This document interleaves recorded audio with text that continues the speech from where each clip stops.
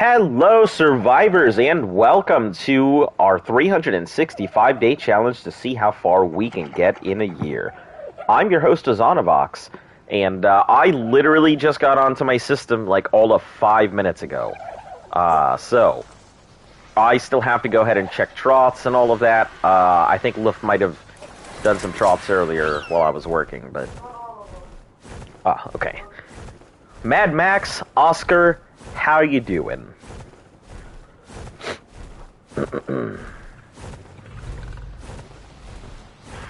We're going to stop over, take a look at these troths real quick. So 1, 2. Let me condense all this raw stuff.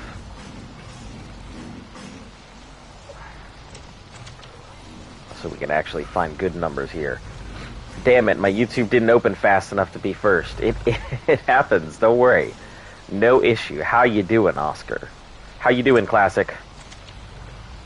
Sorry, I'm looking at different names here. You doing alright? How's Utah, Classic Joe?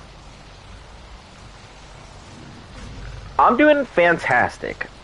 You know, it's been a decently good day. You know, I got to get something done before I came on the stream, so so I was happy about that. Now, back to digital dino raising. This is the trough they're eating off of, so I'm not going to touch that one.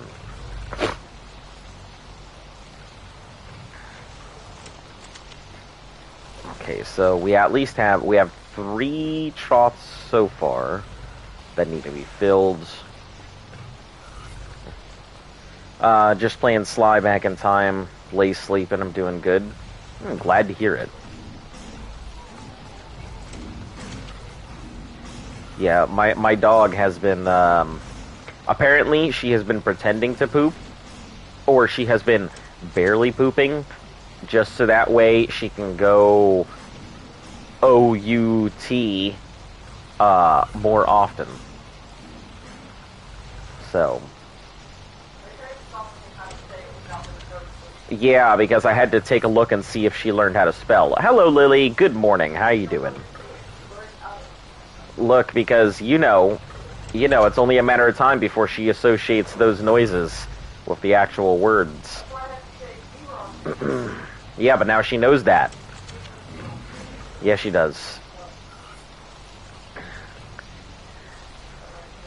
You got something done... You got something done before 7:19 a.m. Well, I mean, you know, it's 5:18 p.m. for me here, so...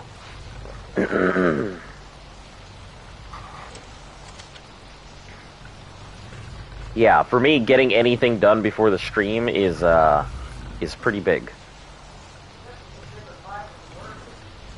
Yep.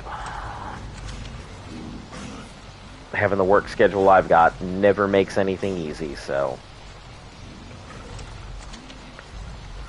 The good news is I should be able to go ahead and crack a bunch of eggs now as well, too. So... yeah, I think it looks fine.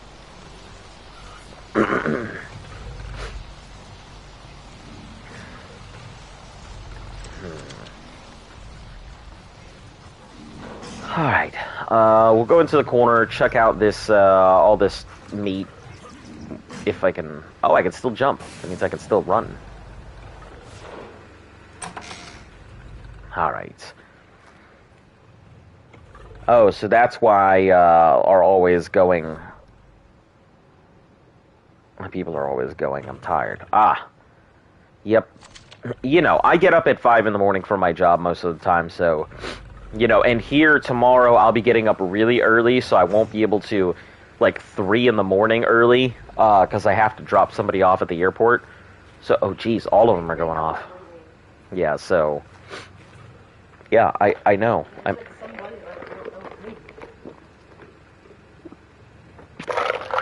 If you didn't know, it's Luft. Did you want anything else? Nope, that's it. Is there any OUT she wants to do, or she just wants to? She just likes hanging out. You know, that's just kind of dog she is. Enjoys just being in the outdoors and everything else. So.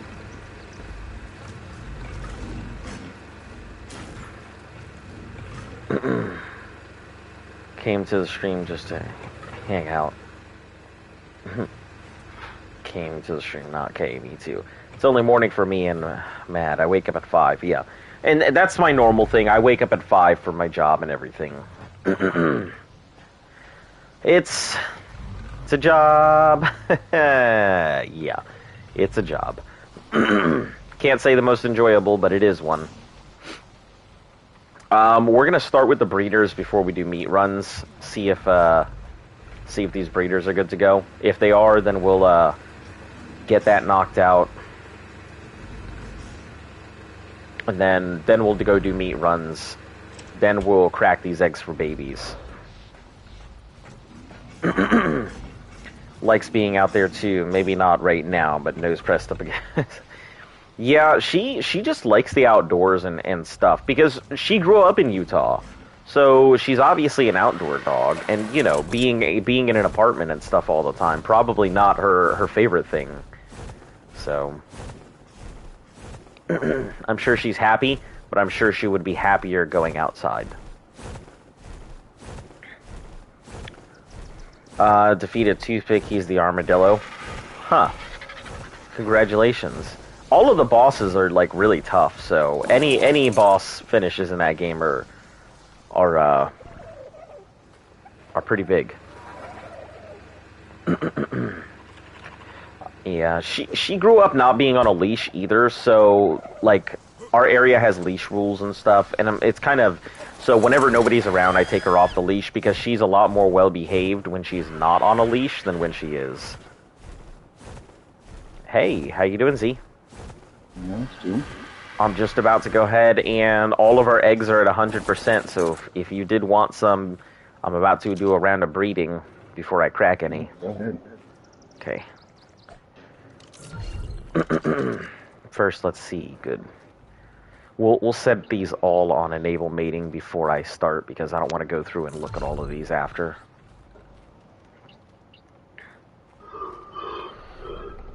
Do you need to have a fenced yard to have a dog there? We do in my town. I mean, I guess, like, we do have, everybody has fenced yards out here anyway, just because personal property, you want to make sure to mark your border lines, don't want to let anybody else in kind of thing, so. But, yeah, I mean, I guess you really don't need it. If you're far off enough in the country, you really don't need to have fenced in, because it's your property anyway, so. Is he big on fences, I've noticed. Yeah, we're pretty big on fences here in the States as well. Don't want anybody snooping onto your property and being like, this is mine. Plus, you know, there's a lot of really weird rules, such as, if somebody has gone through your property unobstructed for 20 years, it now becomes public thoroughfare, regardless of your ownership. Yeah. Really crazy rules, crazy obscure stuff that people just don't think about or know about. Yeah, at that point, you know, if you hurt somebody on your property, then, you know, they can come after you. But before that, you know, you can shoot little Jimmy in the leg for jumping your fence. But if you don't stop him for 30 years, that's it. Or for 20 years, excuse me, that's the law. Homes in Canada, they don't have fences. It's weird. What state am I in? I am on the very, very top of Virginia. Like, just a skip stones away from DC. Get out of here, little Jimmy. Yeah, that's how it is. Tell little Jimmy to come back next time, and this time with a crutch, you know.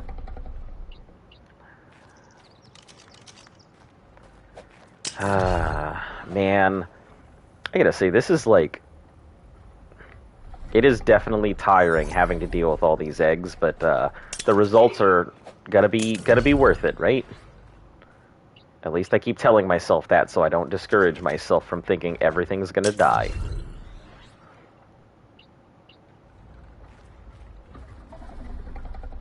Blaze will bite little Jimmy in the leg. Yeah, you got to be careful about that, because, you know, it may be well, I guess it could be private property, and if a dog attacks some kid on your property, it's the other person's fault. But then, you know, they can make a giant fucking argument and be like, hey, you got to put that dog down, because, you know, that dog's a menace to society, even though it attacked my child on, like, private property. Can't have that. You know, or other bullshit litigation excuses that people have. So.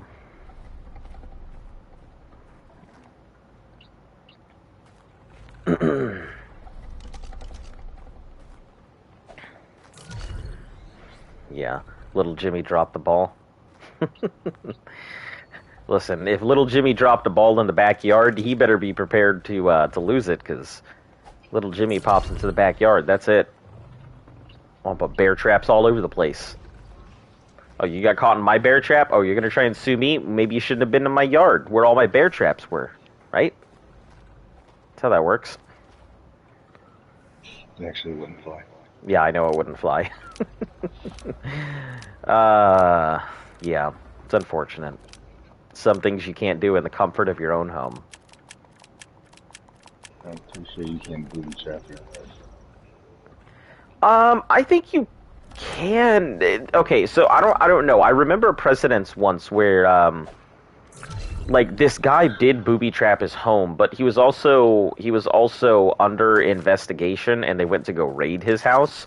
And I think at that point it became illegal, because he had the booby traps. But yeah, I don't know the rules, so I will take your word for it, because I'd rather err on the side of caution.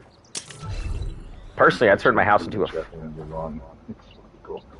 I'd turn my house into a fucking jigsaw-like puzzle. Wanna play a game? You said shoot little Jimmy in the leg, but Blaze doesn't bite unless he really needs to. Maybe you shouldn't have danced in my bear trap collection. Maybe you might have Get your aim right. You know, personally, like, I don't know, I feel like I've always thought the concept of Battle Royale is a really interesting idea, and I figure, you know, the best way to go ahead and solve a lot of problems would be if you just get a whole bunch of criminals together, offer them the chance at amnesty, if they can go ahead and win out in, like, a Battle Royale competition. You know, I don't even think that would be cruel and unusual punishment. Because, you know, there are some people out there who have some pretty steep sentences that would never see the light of day. Are they booby traps if they're labeled? I don't know, if you disclose that there are booby traps, I mean... Warning, there are bear traps in yard. Yeah, but, I mean, that's the same thing as putting up beware of dog. I mean, those beware of dog signs, I don't mean shit in the court of law. Wait, isn't that Death Race? No, it's a Battle Royale is what you consider as Fortnite is a Battle Royale. PUBG, those are Battle Royales. The concept actually comes from a Japanese movie called Battle Royale, and I'm sure the concept comes from way before then. But that's the current pop culture that's where Battle Royale comes from, and the whole term and everything. Running Man. That's what you're thinking of. Running Man is the English equivalent of Battle Royale. I think that's more American Gladiator than anything else. But yeah, I'd say that'd be a good way to go. You know, you get a whole bunch of hardened criminals who, obviously, their sentences are obnoxious. You know, you have them participate in a Battle Royale. Last one standing,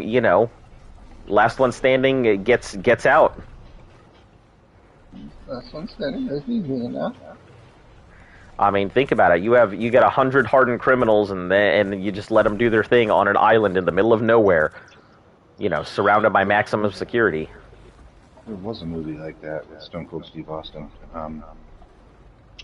The Starts with a C. Did he play himself? I mean, no, he didn't play Stone Cold Steve Austin. Give each of them a tire iron. Listen, I would absolutely put tire irons in boxes that they can find. You know, they can use their bare hands. They can use whatever they find out there. At that point, that island is kind of a... That island just becomes a haven for whatever.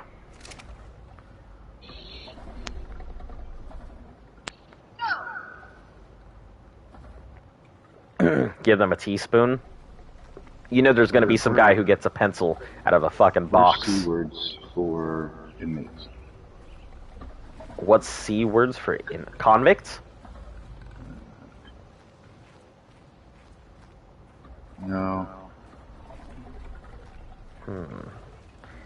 Grumpy old man, get out of here. Little Jimmy shoots little Jimmy in the leg. Little Jimmy dead. Listen, but you won't die by getting shot in the leg. I mean, it'll hurt a lot.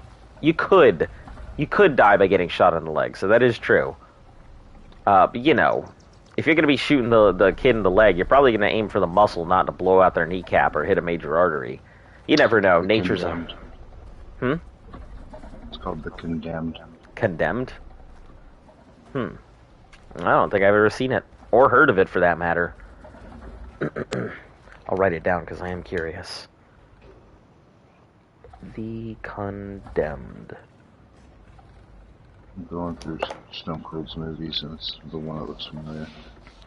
Use the back of the teaspoon. Blood loss.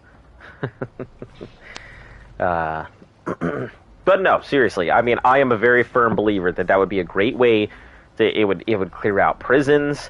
It would allow people the chance to go ahead and, you know, attempt to start a new life, even though you're giving them a violent means to start a whole new life. But, you know, they'd be a lot more appreciative of that shit when they actually had to earn their way to freedom.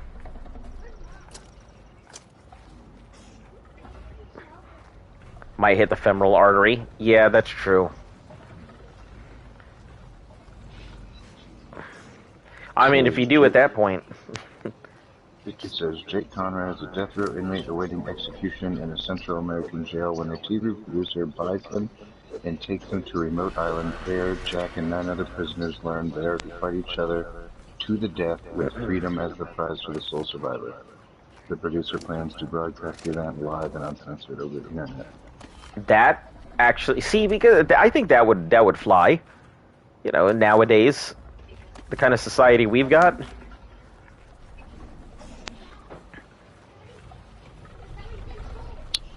Steve Austin, Vinnie Jones, Rick Hoffman. Those are the people that I recognize.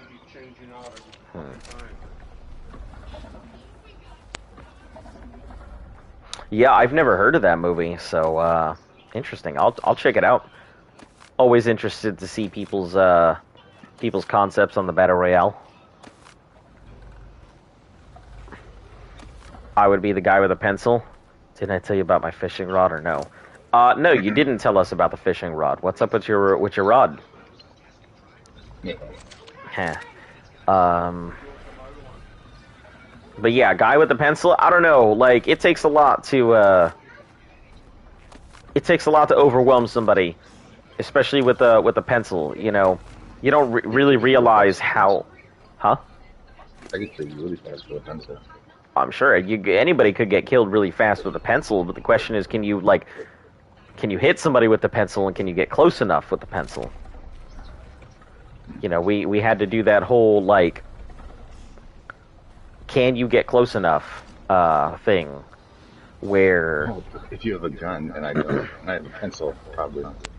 Not necessarily true. If you're within 27 feet, you can reach somebody before they unholster and shoot. Because we had a nice little testing thing overseas where they were teaching us a lot of those. I'm sure you've seen it and everything, where they teach people. You rush me with a pencil from 27 feet away, and we'll see if I can shoot you there, man. Yeah, I mean, people. Even if you do shoot me, it's easily possible for me to take you down within 27 feet. Totally possible. The brain doesn't register death, like, instantly. Even if I'm bleeding out on my way, 27 feet is enough time for me to go ahead and lunge. I feel like that would win. Yeah, you probably would. I'd wind up dead. I mean, the possibility of me murdering somebody with a pencil at 27 feet, actually, after getting shot, I have about a 30% chance of managing to stab you. And it'd be even lower for a fatal stab, but... I mean, it's possible. I mean, we had this this instructor who was teaching us quick draws and stuff out there, and he had a marker, one of those marker knives and everything that you use to go ahead and when you hit somebody, they'll like leave a little marker trace on them. Yeah, within 27 feet, he was lethal, no matter how fast we could draw. It was crazy to watch that. Guy was like lightning. He's super bad. Pencil from behind, to each their own. No, you didn't tell us about the fishing trip. I'm interested. No, it wasn't a half from Luft. Listen, I'm not picking up Luft's habits. But I mean, like, anything from behind. If you catch somebody from behind, like, you got a pretty good chance of winning just right then and there. People always think that snapping a neck is easy. It's really not. So, it doesn't take much to go ahead and snap somebody's neck, but by the time you touch somebody's neck and move it, they might have already tightened it by then. Your best bet would be sneaking up behind somebody and choking them out. Yeah. Yep. That would be your best bet. Yeah, man. today's chat got dark real fast. I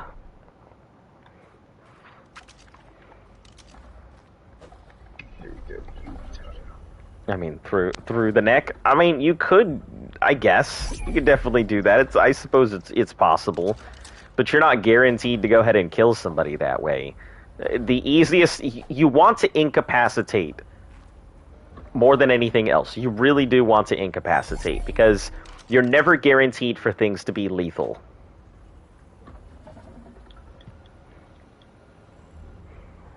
Unless it's like a giant explosion. And even then, it depends whether they're out in the open. Do they have a means to go ahead and get behind a building? Do they have somebody else they can put in front of them? I mean, let's take the instance of the Marine who jumped on a grenade. I mean, explosion is not guaranteed to kill. Yep, he survived that. Yep. I don't know if he wanted to, but he did. Yep. I mean, after that, it's a shiny Medal of Honor too. Yeah, but what do you do? Like, what's that worth at that point? What do? You learn to rewalk. You learn yeah. to re-eat. Yep. Re-talk. Yeah, I've got a lot of respect for him, but at the same time, I'm just like, I don't know. I don't know if I could do the Steve Rogers treatment. He probably didn't even think about it, man. Yeah, probably didn't even cross his mind. Just immediately jumped on the grenade. That's patriotism. That's patriotism to a degree that I don't think I am capable of.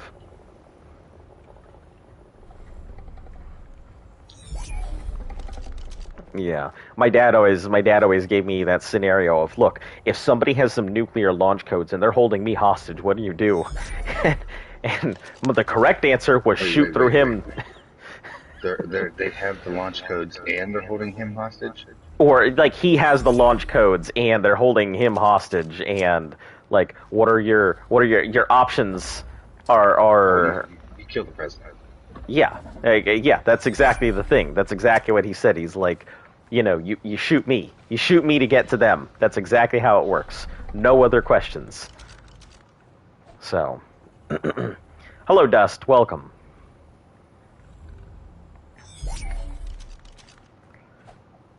Okay, let's put these three. Now that we're all past these. Yeah, it's just one of those things. I grew up in a pretty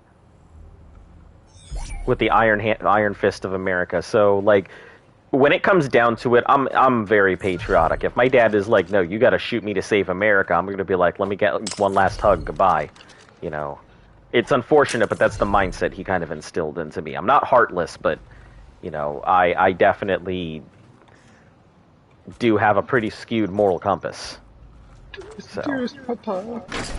yeah, you know. I'm staying through the neck while they're trying to get out of the choke. You choke them.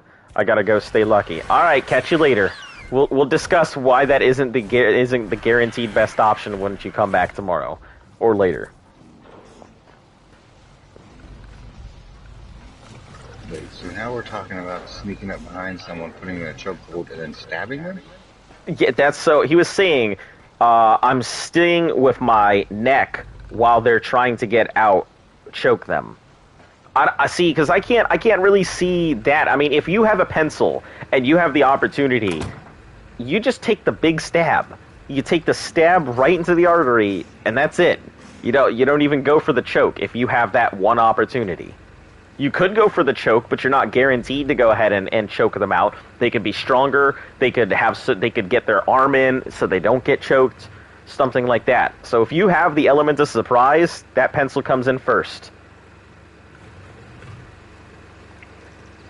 I want to make a big Rex army, and the owner of the tribe is telling me to stop. Why is he telling you to stop? Is it because of all the breeding? Is it because of the eggs, or what's going on? Ultimate power. Maybe it's because they're reaching tame limit? Oh, I didn't even think about tame limit. I mean, I don't think we'll get close to tame limit here, but I mean, I think it's like, what, 500 something tames per tribe? Or something like that? Yeah. So I don't think we'll get close to that. He says we have enough. I mean, at the end of the day, I mean, if you want a big Rex army, as long as you have just make your own cryopods and say you're going to breed them and raise them yourself. I mean, I don't think anybody should be mad about raising more Rexes. Like, how many Rexes are you talking? Because at most, I could see somebody keeping maybe 50 Rexes at most. Shit, I got 50 Rexes in. You got 50 Rexes in what? I don't even know how many cryopods. Wait, how many do you have to bring to you? Yeah, but that's pretty much what it is. It's just that. It's that many Rexes. 50 should be good. 30 Rexes? 30 Rexes isn't too bad. 30 Rexes is enough to go ahead and do what you need to do. Whatever that may be. At least I'd think it is, but...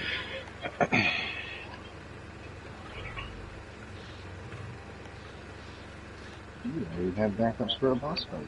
Yeah, that's exactly it. You know, keep a set for breeders. You know, 30 females, 1 male. You have enough to just breed everything back up if you need it. 40? Yeah, I got so many end pods. Yeah, like I said, I think 50 is a good number. 50 is enough for you to go ahead and,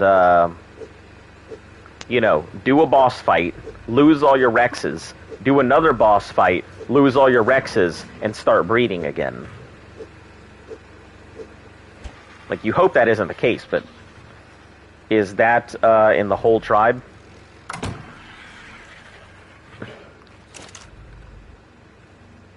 But yeah, we're gonna crack out these things. And 336, yeah. So there's two criteria these gigas have to meet. Number one, they have to be under 400.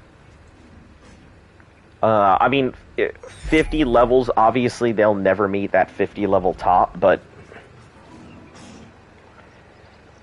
it just feels like it's a waste, because, you know, when you're hitting things like 420, that's completely a waste of space at that point. Hey, twins.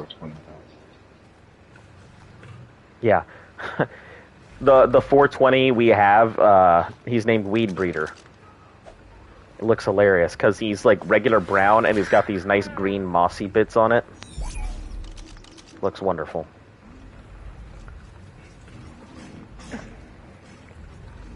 No boss fight with the dinos in Arc Mobile, only single fights? Ah, okay. Always hilarious until he tried to transfer servers with them and it crashed the server. How many compies are you talking about? Arc Mobile doesn't have boss fights. It doesn't? What did you just said? He said no boss fights with dinos in Arc Mobile. Oh, you have to fight the boss yourself? No dinos? Ooh, jeez. You guys got it rough. I can't I cannot imagine that. I guarantee the bosses have to be scaled down then. Yeah, I mean, I could not see you being able to fight a boss, like, on foot, if that were the case. That's crazy. Hundreds of compies? That's pretty funny. I would love to see a good compy breeder. I'm sure there are compy breeders out there. So I'm trying to figure out alternative modes of knocking stuff out with this gun. Yeah. So my plan is, at the moment, I'm breeding up high-level scorpions. I'm gonna try to not get some scorpions to knock shit out after I net gun it. I love this net gun. I'm deleting Arc off my phone then. I mean, you may as well just... I don't know. I can't see myself playing Arc on my phone, and not because I don't think it's good, but just because I don't want to spend all my time playing Arc on console or PC and then immediately come back and play Arc on my phone. Like, that's what I have Magic the Gathering Arena for. I'll play Arena on my phone because it's a completely different experience. Started from 3 compies, ended up with 210. Ooh. It's not bad. Why? What do you do with them? I don't know. I mean, don't they cap out? Ooh, 442. What's your 17, 10, 38? Okay. That's not too bad. But yeah, I can't imagine having that many compies. I would love to have that many dodos. That'd be pretty cool.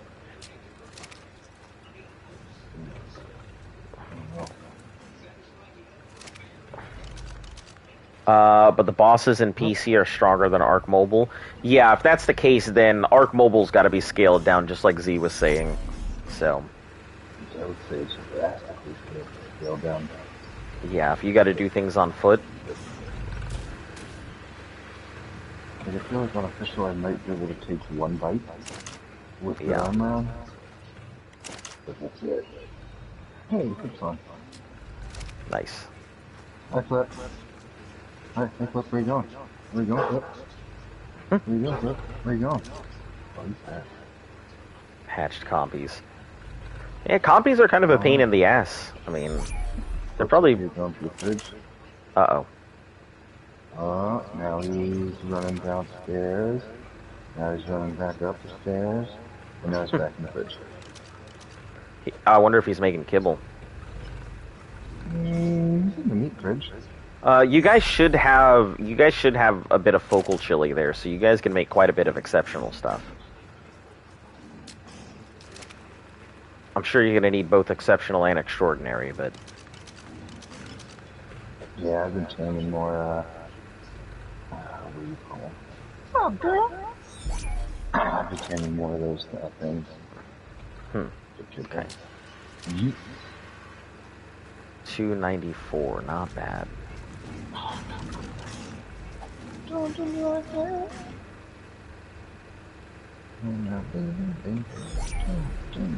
Man, this is gonna be crazy. So many gigas. I cannot say I'm looking forward to raising them. Oh, just wait.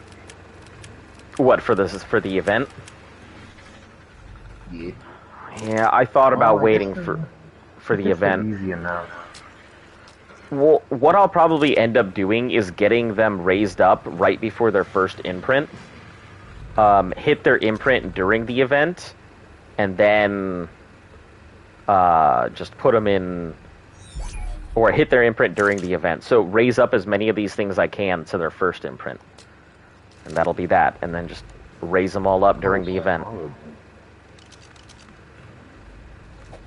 It's the plan anyway.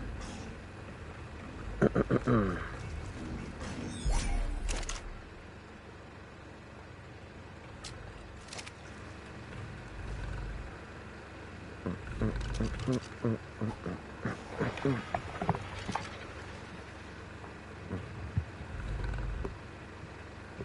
think we both have the same idea to come down here and try and find mutagen and live up this mutagel. Yeah. I feel like it's way easier to do mutagel than try and find that mutagen. Absolutely. Yeah. Well, What? it's easier, but I don't know if it's faster.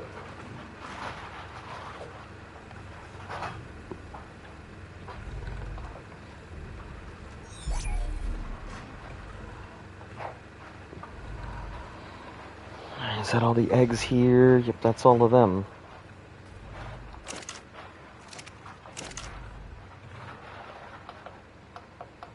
I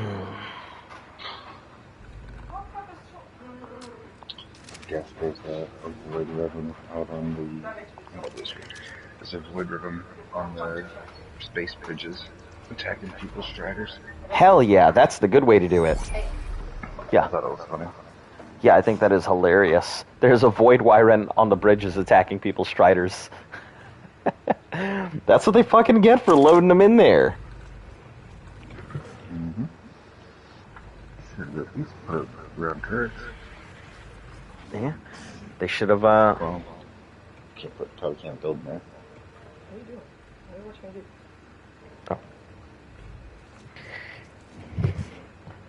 Alright, hatch. Because like, it took forever and I'm That missing a is. cheeseburger now. What, yours? Yeah. You know, like I ordered like 2 extra cheeseburgers and I only fucking one.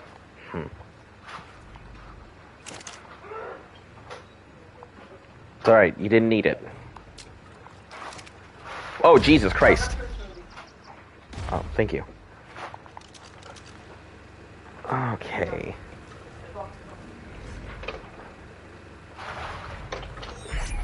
Yeah, that's... Alright, see you when you come home. That is 2 sets of twins. Pretty solid. And I've still got a couple more eggs to go. Ooh, if I had to go AFK and I hid way back on the bridge, came back and a void had aggroed on me, flown down the corridor for a visit, that's funny. Yeah, apparently that's pretty much what's happening, is that void wyren is... Kiting. Oh, I hope somebody's kiting. No, you know, everybody building all their stuff there. The only problem I can see is if they come after our stuff on the bridge. You won't be able to. You got tech turrets up. Oh, yeah. But yeah, I mean, I think if they can knock out everybody's... Our one shitty strider that's sitting out there. You know what, they might just see a strider and be like, hell no. So, who knows?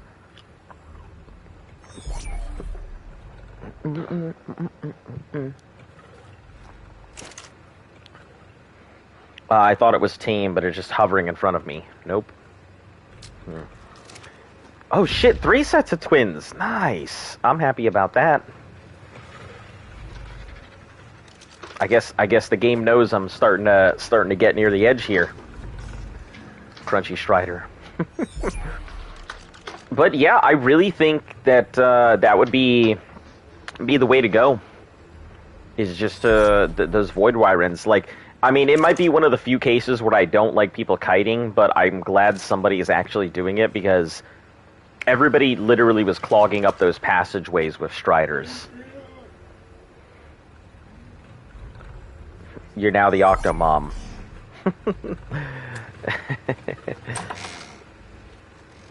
No, it's alright. You can call me the Octomom. All good. Damn. I need to make another cryo fridge, because this one's already full, like, now. I have 2 cryo fridges full of babies right now. That's crazy.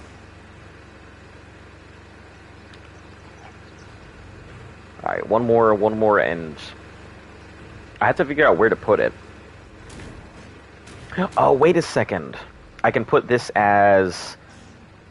rename this as fighters now. Because this one is... all the breeders that I have are out. So... fighters, fighters, fighters... and this will be breeders, and those are rated as breeders. So, yeah, we're good. You just start putting these in here. The mutagen down here. Yeah, somebody's probably already grabbed it. That mutagen goes so damn quick. It's not even so much the mutagen I want, it's the seeds. Yeah, nobody wants to sell their seeds either. Of course not. We could probably trade our fish seed for a raw meat seed, though. Because the raw meat seed is very common, but the fish one is a little more rare.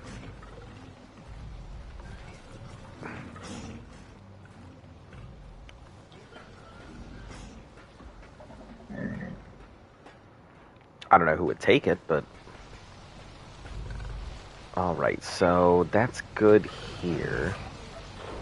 Okay, now we get to do meat runs, guys. And I'm going to condense as much as I can into these troughs that need it. So we're going to grab all of this and condense it down into the other troughs.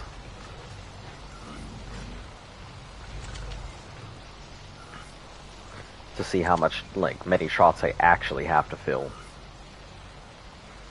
Haha, get rid of the trash on the bridge. I just, when people clog up the bridge and everything, it's not like I have a problem with it. I spend a lot of time out there, but, it's kind of the same as building around the teleporters, or, building around, places that people go through often, that they need thoroughfare through. It's just kind of a shitty thing to do, to clog up all that space.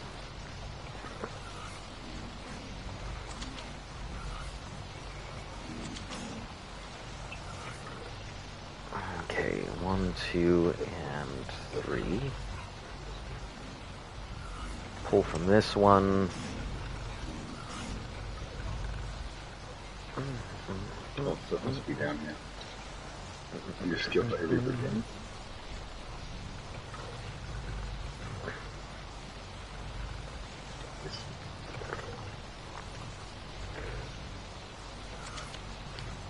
Oh, is he not in the party? I didn't see him start the Genesis party. He hasn't, already came out recently.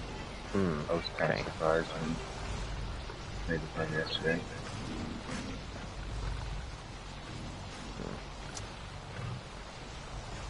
He might just be in a chat with his with the normal guild mates and such.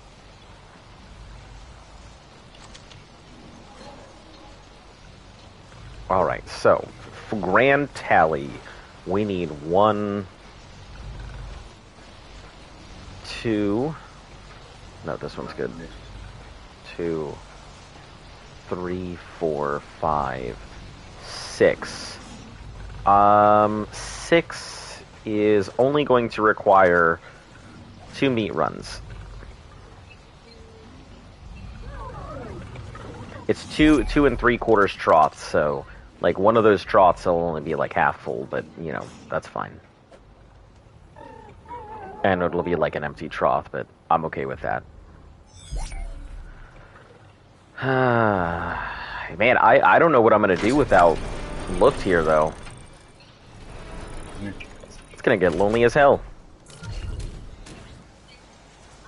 Yeah, it does.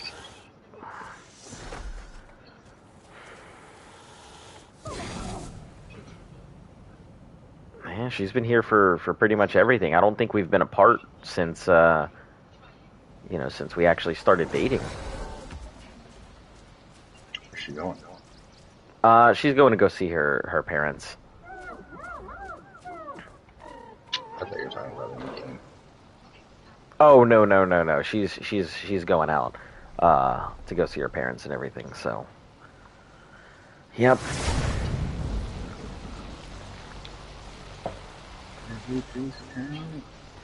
Going to go see her dad.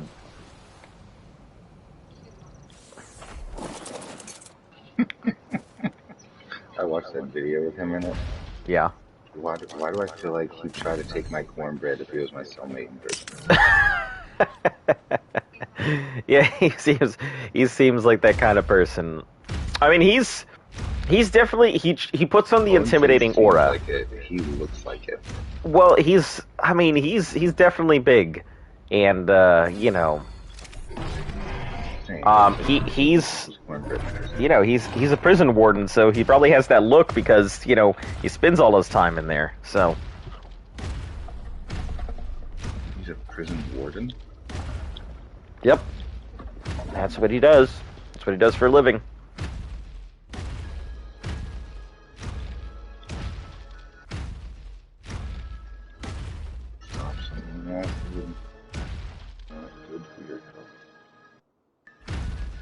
He's a pretty cool guy, though. I think you guys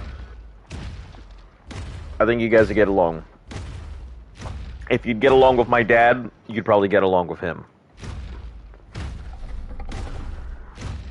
It's weird, because Luft and I were talking about it. And it's like we're talking about our dads, and it's like we're talking about the exact same person. So it's fucking weird. That's gonna be fun when they finally meet.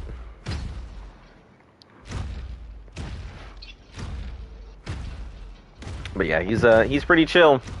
But man, does he come across as very guarded.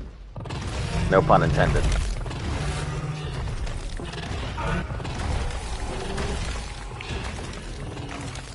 Alright. Come at me, Theory. I know you got chicken nuggets in there. Bring them out, too.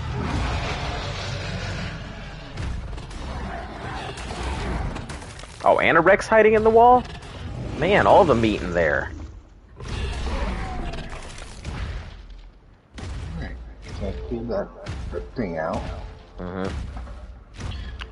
So, how much mutagel is there down there on average in the acid pools? Over 100, less than 200. Okay.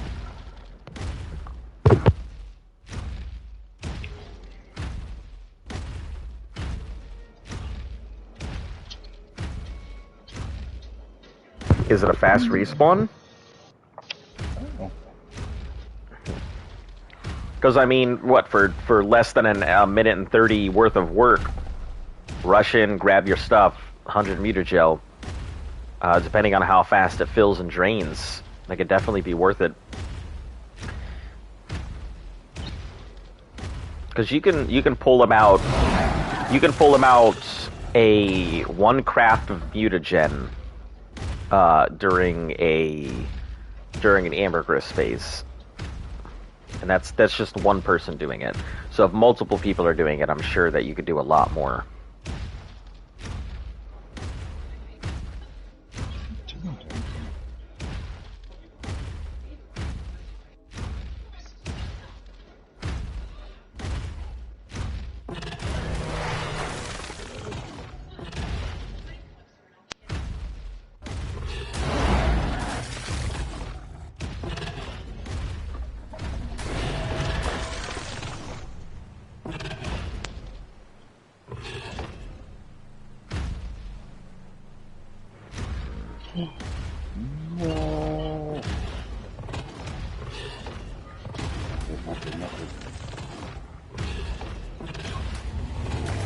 Alright, there we go.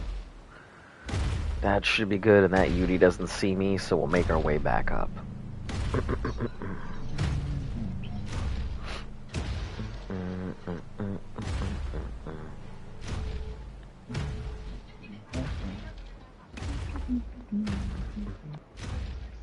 Ooh, hold on, I just realized something. Give me 1 second, guys. 189. Okay, perfect.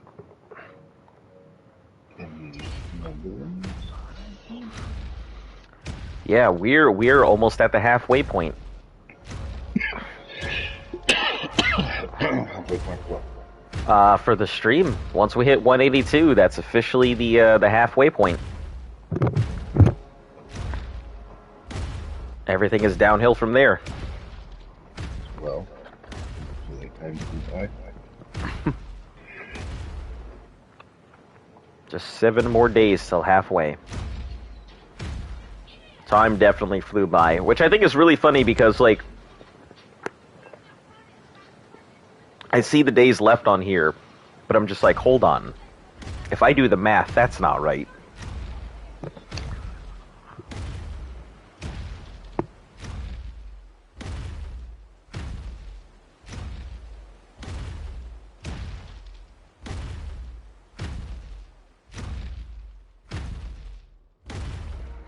So I'm thinking, like, let's see, 100. Well, it might be. I don't know. I'll worry about that when I get closer.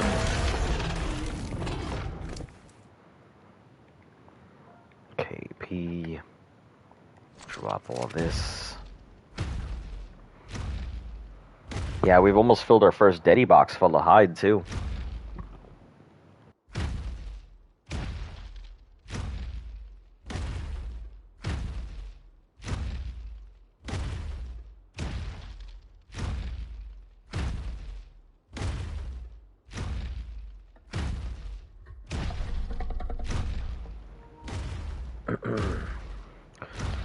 And I think once we get to the Giga Saddle phase, we're going to be spending a lot more time on Aberration.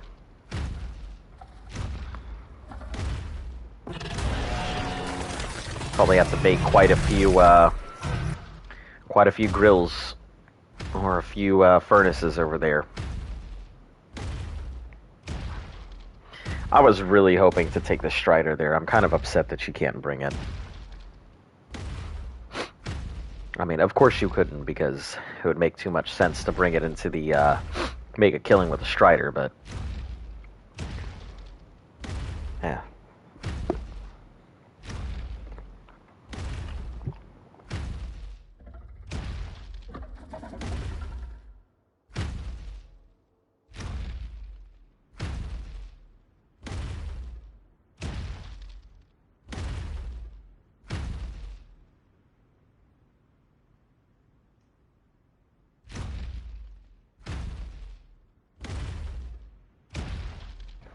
Hey, Joey, how you doing?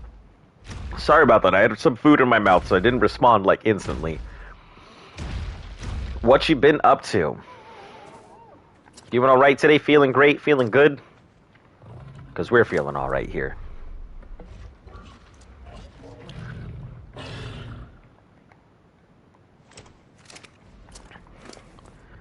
Filling up some troughs.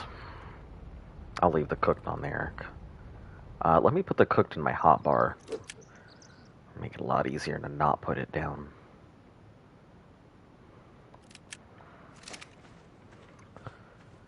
Alright. Yeah, I gotta fill both of these up and bring them back. But that should be all the meat that I have to go ahead and get today, so... not too shabby.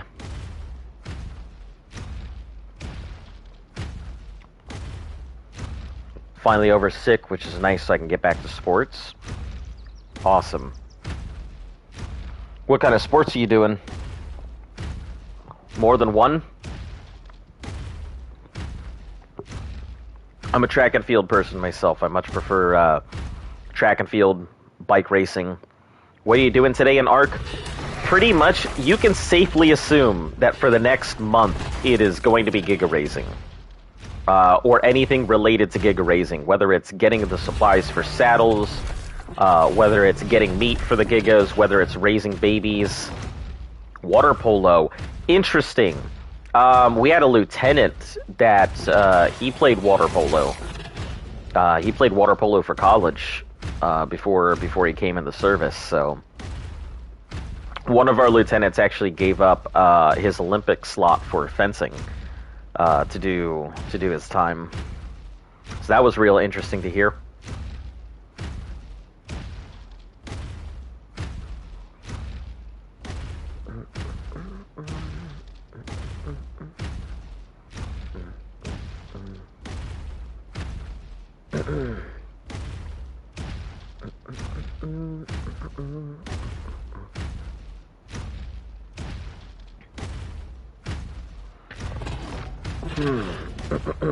Yeah, I don't think I'd be able to do water polo. Too many tall guys. Too nice and fit for my tastes. I would sit there and I'd get into the pool and instantly drown as somebody pushes me under. Damn nice. That's a plan for college. Get good at water polo. You can.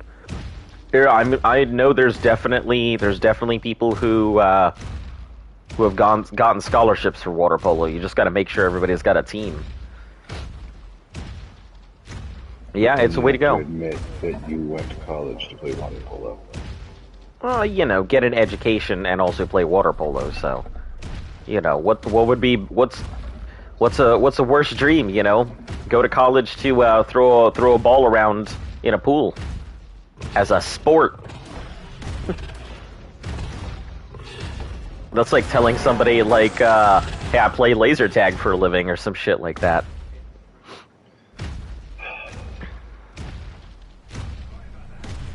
That's the dream, you know. Do you know those professional tag players? Oh yeah, and have you ever seen them play? Yeah, it's pretty intense. But yeah, but still, I know it's the idea that you could play tag professionally. Yeah. Tag. Yeah, it makes me laugh every time. But I'm like, man, those guys are fucking fast. I think it's funny. The inventor of what's it called, parkour, he actually does it. He does that professional tag stuff. No shit. That's all it is. Yep. Yeah, he is a black French dude.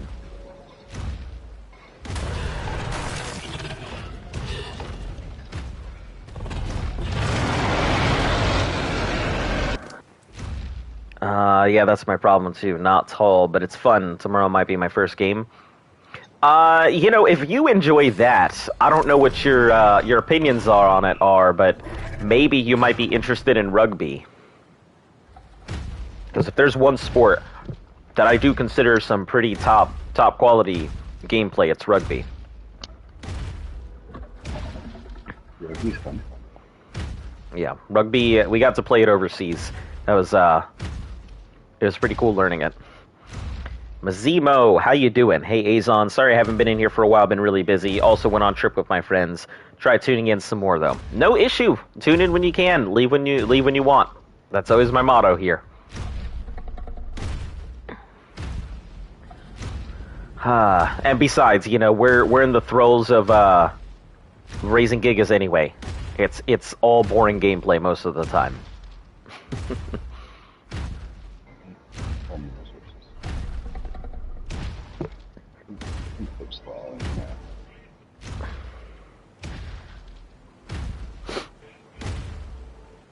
Yeah, I do think rugby's pretty cool. For a short dude like me, you know I can take the hits, and I know I've got an excellent center of gravity. So rugby is a pretty fun sport for me. You know, because I can get bashed around quite a bit, and I will not drop the ball or get stripped of it. I mean, I might lose a fucking eyeball, but maybe you could 100 pounds ago. Maybe 100 pounds ago, yeah. No, I mean, it's not too bad. I mean, I'd say I'm about maybe 50 pounds overweight of what I really should be. Because when I start gaining muscle, I put on muscle real easily. So like I'll lose about 50 pounds, and a lot of it'll just convert to muscle. So I'll stay roughly around 170, something like that. So. What was your target weight when you're in the Air Force? 140 something. I think was short. Right. Yeah. 5'4" is like 140 something. I mean, I was 150 at my prime. I think. Let's see. At my most fit, I think I was like 163. But on average, I usually about 150. So it's not too boring. Just 76 inches Army says for, I think it was 19 to Yeah. 24-year-old, Mm-hmm. you're supposed to be 212 pounds. Yeah, see, I don't think I could have popped on that kind of weight even if I had to. Well, that was for 76 inches. Yeah, I remember that one guy looked at the thing and he's like, he looked at me and he looked at my weight and everything. He's like, stand up straight. And he's like, no, stand up straight. And he marked me down as I think like 5'5", so that way I could go ahead and get in. And not get taped. Yep. I got taped going in and everything. I always made tape, but I never had to not be taped. Yeah. It's always a great feeling. Yeah. When you're maxing out your PT tests and leading your unit in PT. And they're like, nah. And then they sit there and call you fucking fat. Yeah. I know. We had a dude like that. He was some short dude, 220 pounds, but this guy was blazing through everything and just pumped out push-ups and sit-ups, and during his run, he was maxing out all of it. And, you know, he would get taped, and I'm just like, the dude's fit as a fucking ox. What do you mean? Yeah. There was dudes that they'd get in to get their tape and they'd take their shirt off and the guys would just be like, just put your shirt back on, man, because they'd just be so cut up. Like they were like big fucking built guys. That's why they were so heavy. And then I remember the tape is to measure your body fat, and then they get in there with no shirts on. It's just all chest and fucking abs. Yep. They're like, you know what? Just put your shirt back on. Man. Hard for me to gain weight. I don't have a problem, but I just don't gain weight easily. Some people do have that issue. You know, well, there's a threshold. I'll tell you.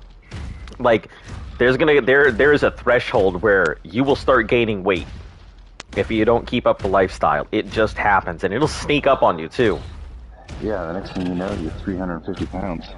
Yeah, it sneaks up on you, so you gotta, like... Yeah. I think I enlisted at 250, left basic probably in the 240s. Yeah. Yeah, I got rid of a lot of fat and put on a lot of muscle. Yeah, I actually, like... I lost muscle while I was in basic. I mean, but also Air Force Basic, you know. You saw that happen to a few different people. Mm-hmm. Like, people would come in not using steroids. Mm-hmm. And by the time he left, that dude looked like a fucking turtle, dude. Like, he's just this big, swole motherfucker, and then basic training ends, and he's just all shrunk. Yep. Yep. Yeah. I mean, it's just because, like, I was so used to pushing out, like, I used to work out every day, and running has been part of my schedule since forever. But once I got in there, like, the unit I was in, it was a squad that was composed of nothing but, like, the Spec Ops guys. So, like, your combat controllers, your parachute dudes, and the EOD guys. And they didn't have enough. Doing their finances. Yeah, it was very funny. They did it on purpose. They threw in personnel, they threw in financiers, and they threw in logistics guys. So that way, if they ever had any questions, you know, they knew a dude. Yeah, and those guys are well taken care of. So it was always funny to see that. Yeah, I'm not that bad, but I still gotta lose weight. Changing your name to Sushi Joe, huh? Damn, did he call me fat? I guess he did. I'm that bad. He just said I'm that bad. Man, honestly, I don't think I could run up a flight of stairs without getting winded. I could still pump out like something. If my life depended on it, I would still push, you know. But I definitely feel it. I definitely feel it. Look at it. I ain't running unless I'm being chased. No, I enjoy running. I do. Running is one of those things where I can just zone the fuck out and stop worrying about the rest of my life. I used to be huge into fitness. We do an hour and a half PT, and then at lunch I would go and swim, and then I'd go lift weights. Yeah. Straight training after work. Still couldn't make it. Still had to be taped. Man, I always got upset. Like we had a sergeant who, like, if you didn't do things the way he wanted to do it, like, he would just he would blow a gasket every time. And I remember one time we're doing his routine, and I pump out 100 squat. I can do squats. Like, I got really strong ass legs. Do squats like nobody's business. Butt, huh? Yeah, I got a nice butt. Them Puerto Rican girl butts. But yeah, so I can pump out squats, no problem. I finish out my squats and I go to run. He's like, "No, you cheated. No, you cheated. You got to go do these. I didn't see you do that shit. You did it wrong form and everything. Do your squats again." So I had to pump out another fucking 100 squats before I could do more run. And I was so mad about it. Came in last place in our squad because of that shit. Something that was big at Fort Campbell was, do you guys do like military presses in cadence? Cherry pickers and jumping jacks? No, I actually had to teach a lot of them. No, I had to teach a lot of them, the cherry pickers and jacks and stuff.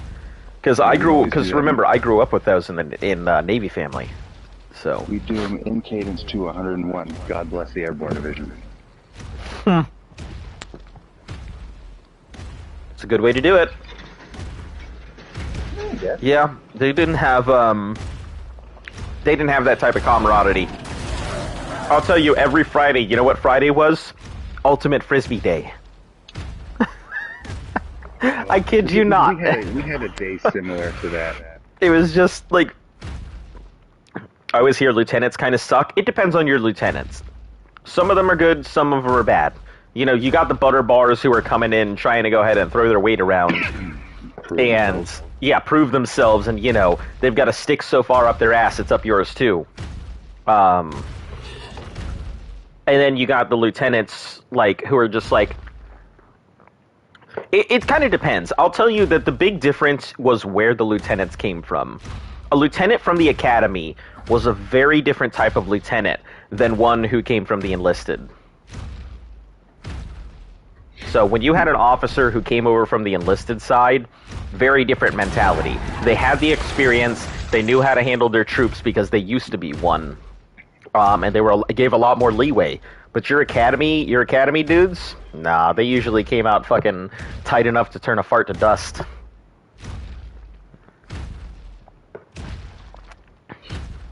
I used to tell my officers, aye.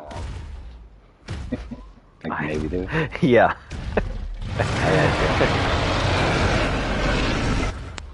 Yeah, I always hated it because, like, your lieutenants that came in from the academy, they would come out, and most of them were, like, 22-year-olds, 23-year-olds.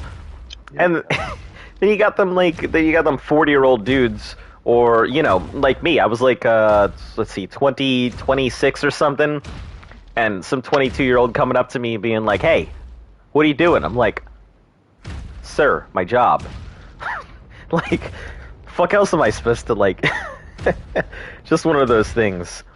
Do the tech water canteens drain on scorched? I don't know, but I can find out for you. No idea. It's a good question. Very good question, actually. When I go back inside. Because he spends a lot of time there. Yep, good call. Yeah.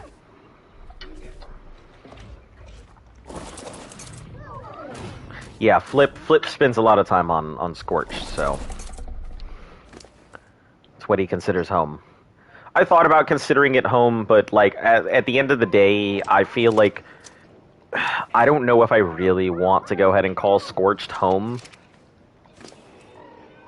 Like, it's a good map, and I definitely wouldn't be bothered by people, but I don't know. We got a nice place out in the middle of the desert, though, so it is a pretty good looking place, which I'm gonna have to go ahead and take a stop by all of the things probably today.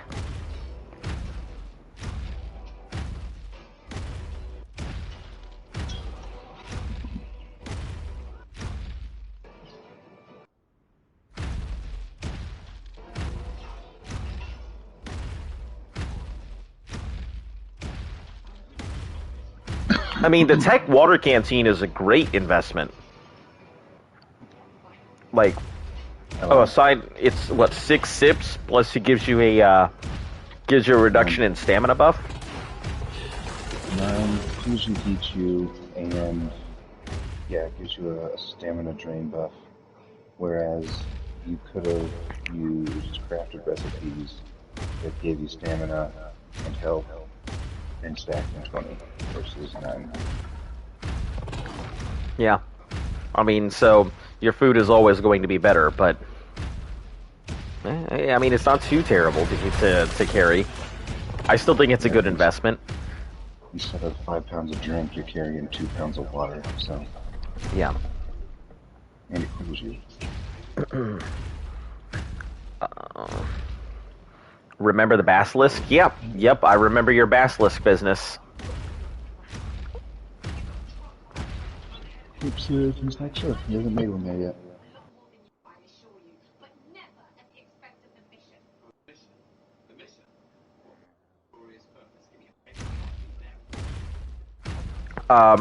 Chat says it drains on Scorched. That's a bummer. That thing made us into the Alpha tribe? Oh, because you were just selling the 150 basilisk? Oh. Yeah, he's been just cloning it and selling it out. Passing clones. I mean, it's a good way to go. Just be careful somebody doesn't come in and just murder you and your tribe and either take your basilisk or just murder your basilisk outright. Well, you playing on PvE or PvP? I mean, if they're saying Alpha tribe, I assume PvP is a thing. Well, people like to think they're alpha on PvE as well. Yeah.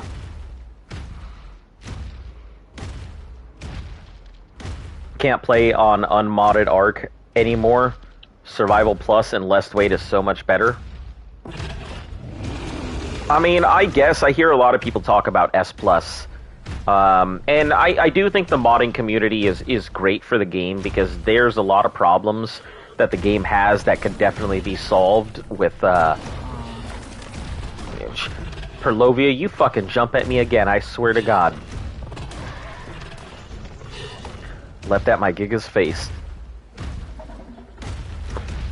Trust me, people have tried to. So he's playing PvP. Yeah, I mean, 150 Basilisk is good for one thing, making money and carrying stuff. It's pretty much all I can see what it's used for. I mean, our Basilisk are just glorified vaults anyway. Holding gems. Yeah. I mean, I'm just using them for gacha crystals, so... I use them when I go crystal farming. So I don't have like a... I just have a good one that I just cloned a bunch. So I don't have to sell them. It's good too because I don't have Facebook.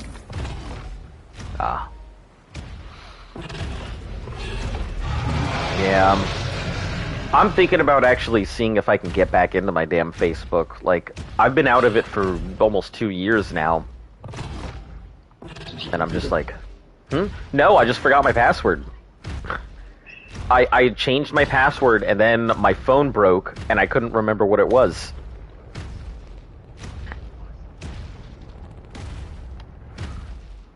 So, either I gotta get my phone fixed, which I might be willing to go ahead and pay for that because it would be a hell of a lot easier than trying to go ahead and get back into my Facebook that way. Plus, it has a lot of my data that I need backed up. Let me tell you, I was a little mad about my Yu-Gi-Oh! Duel Links data disappearing.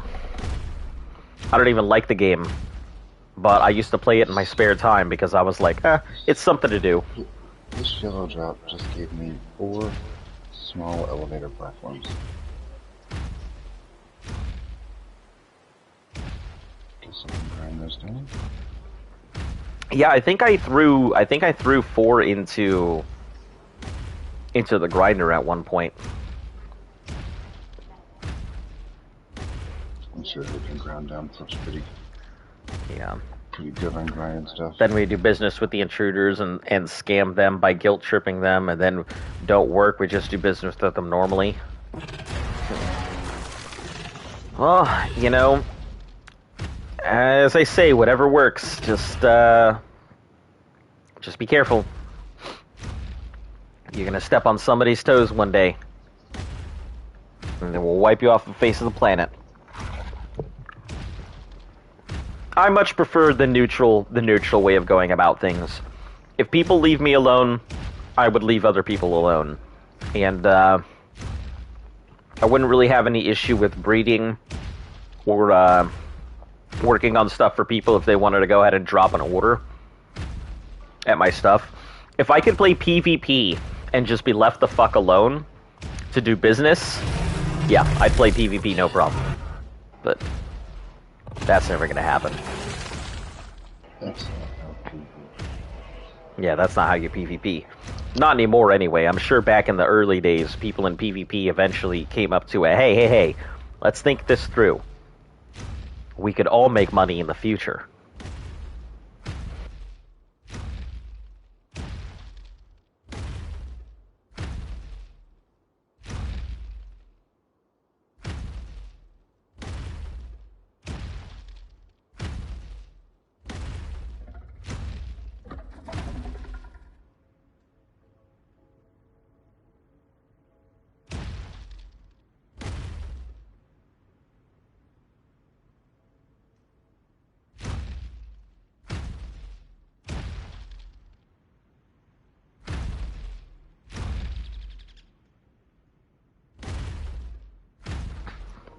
This Giga is not fucking following directions right now. Going all over the place.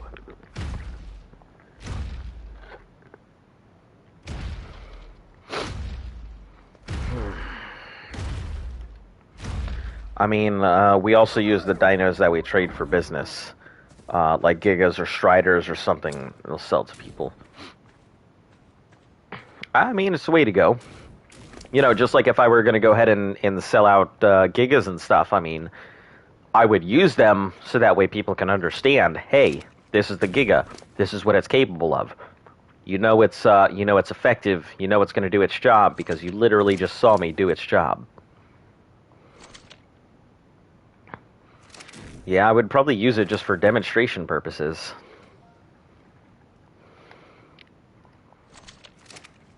Let's get rid of all the prime meat on this one.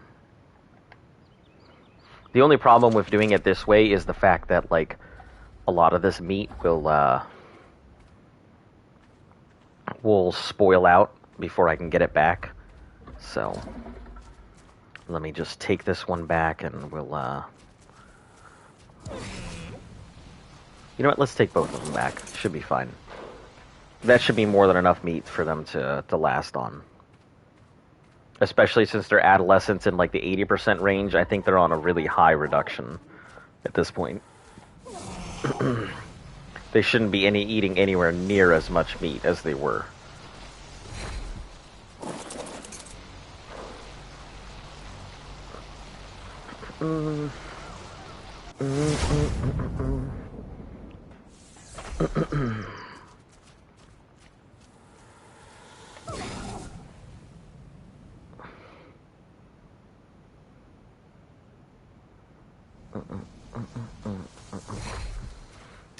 This is how you get people to stop raiding you. You say we can both make money. Yeah, I mean, I don't know if that'll stop people from raiding you, but it's certainly a way to incentivize them not to. But you also got to think that why would they just do business with you when they can just take all your stuff and then do business by themselves? And there's a lot of people that think that way. Man, these Gigas are getting out of control. So many of them.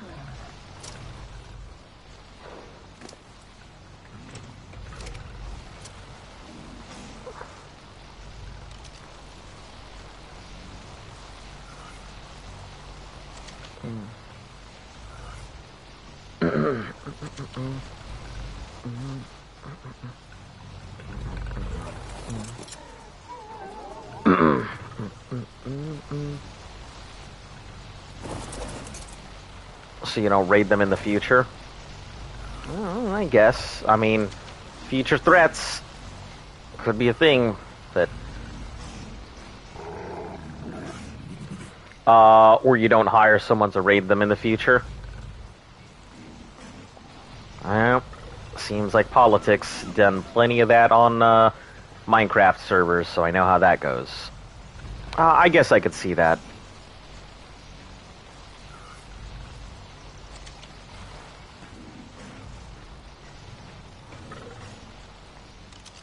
Alright, we'll bag this one up.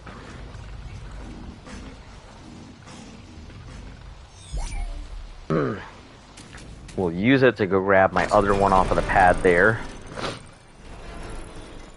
And then we'll just put them both on ice, or leave them in the back.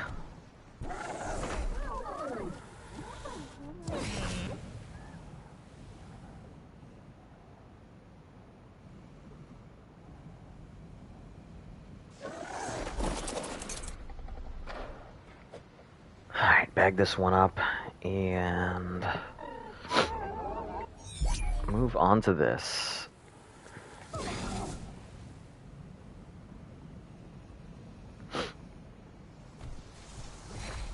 Damn, almost had it.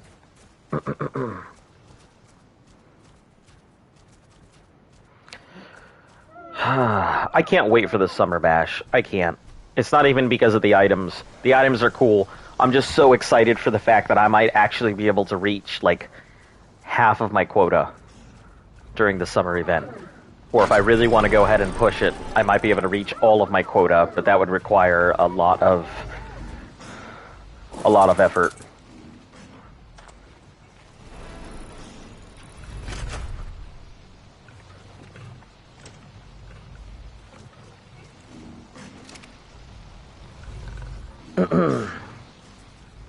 Okay.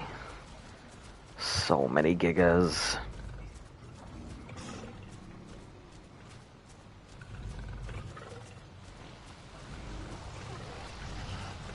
Alright.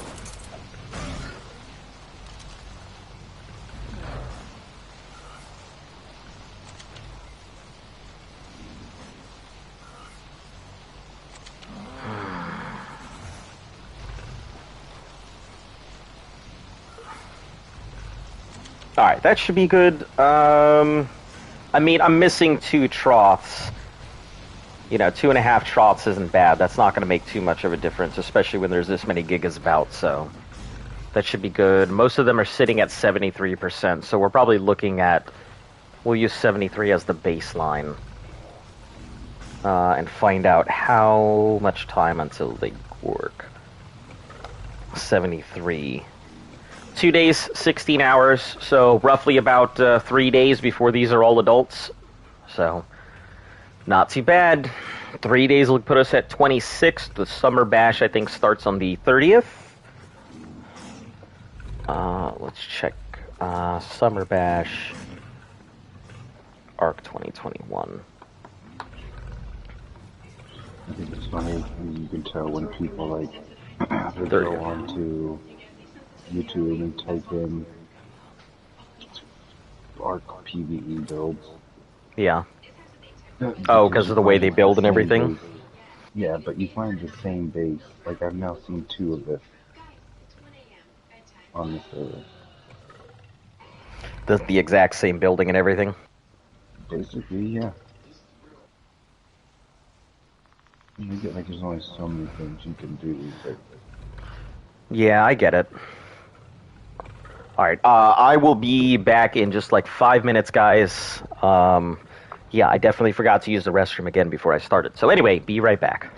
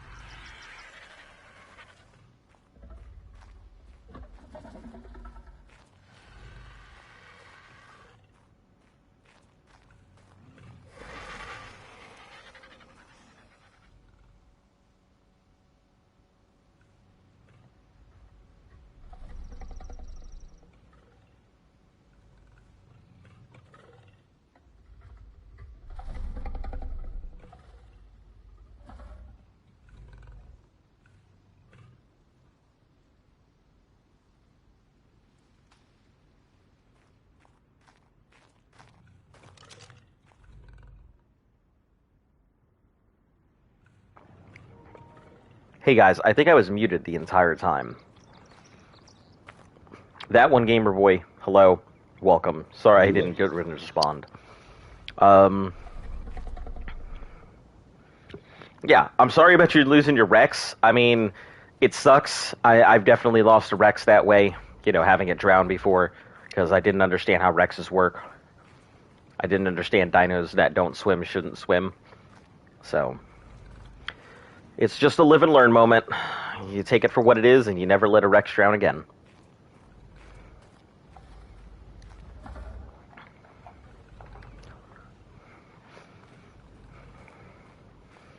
I mean, I think the worst one is when you encounter your first Giga, and you're thinking, "Oh my God, it's a Giga! I can get me one of those. That's no problem. Why? Let's just go grab it right now." And a lot of people do not realize the wild Giga is an engine of destruction. It is not like your tame Giga, not even remotely close. It will turn you, your base, all of your dinos, everything you own, into sawdust.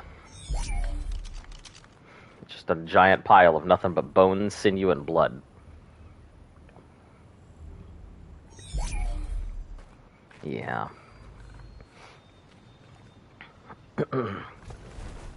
But taming your first Giga, I think, is one of the biggest achievements in Ark. Like there's not many achievements that come close to being able to say you've tamed your first Giga. Well, I mean, being able to say you tamed a Giga at all, a lot of people don't even get that far. They just buy their own Gigas.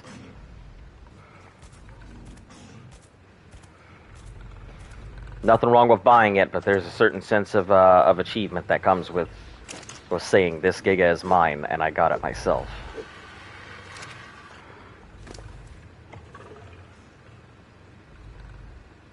Alright, we'll pull out an 8 eggs, 2, 3, 6, 7, 8. Load this thing up.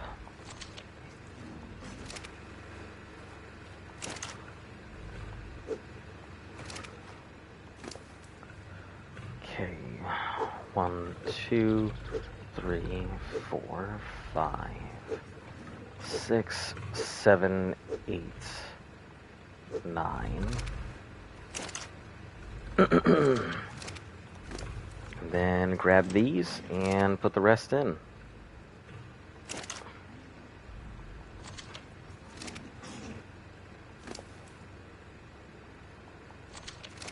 Alright, now we can check the stats here and see if any of these are keepers. That's keeper. Keeper. That is not a keeper. Slot 8 comes out.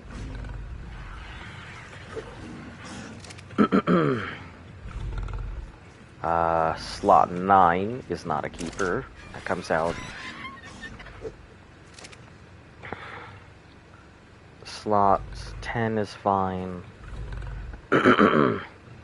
Slot 5, 203 is okay. 203 comes out at the 1000. 223, that's good. That's good. And this is good.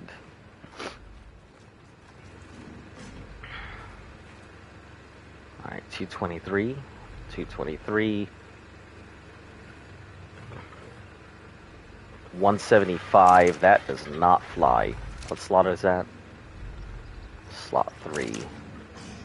Yeah, I'm not even gonna raise these things. Like, if they're at, like, below 200, it's just not worth it. Because it'll come out like a 160, or it'll come out like a 600 something. I've already got one that I accidentally raised all the way up at 600.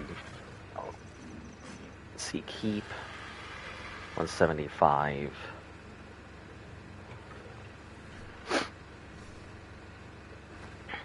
$175 is acceptable, right? No, 203 is acceptable. 175 isn't.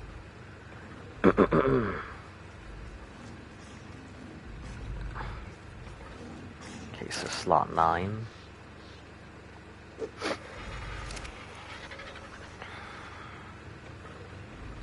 $223, level 400. Oh, a 117. That is garbage. Who even is your parent? B14 is your parent. Ugh.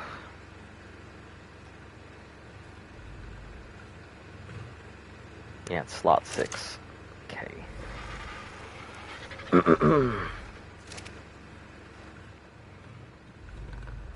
Okay, 29, slot 8 goes. 203 is fine.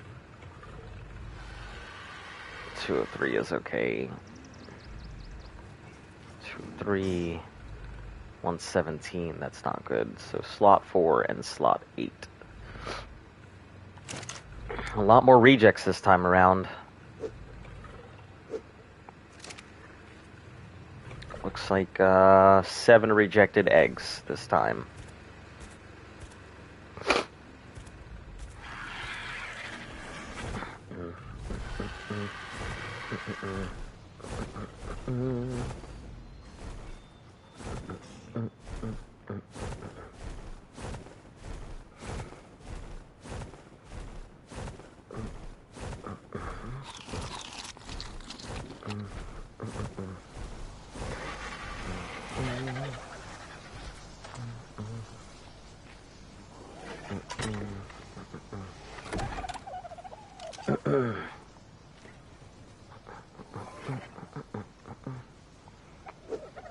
Let's just get the berries out here. Because I'm going to have to go get a whole fresh new batch of berries anyway, so...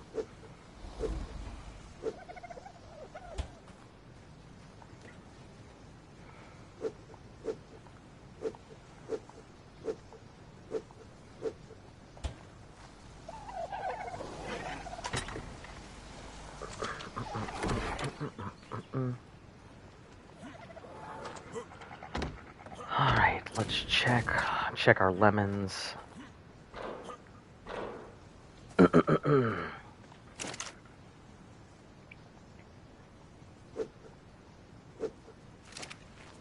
we'll load in 2 more fertilizer in there. Quite a few lemons in here. It's kind of nice.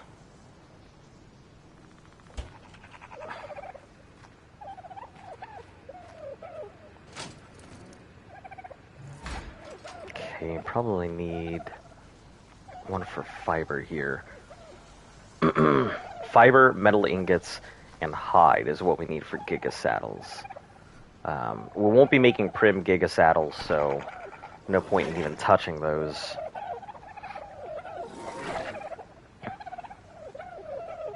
But I just kind of need to know, fiber, hide, and metal ingots. Alright. Zesty, you got anything else on you? Just some eggs? Alright, take those, drop this.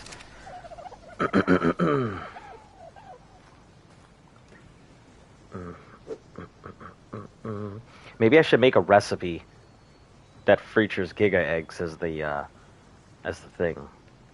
Because I'm going to have a lot of Giga eggs here. Giga egg omelet.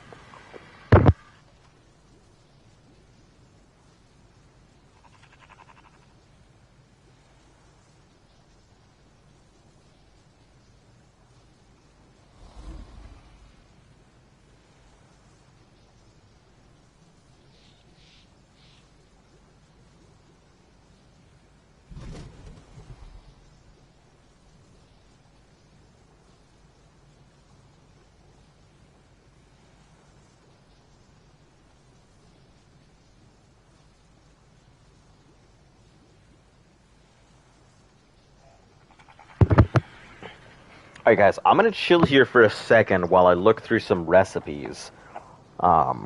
See if I can find... We do have some decent ones here, but I'm going to see if I can find some good recipes for, like, making use of all these Giga eggs. I mean, I'm going to need a lot of exceptional kibble, obviously.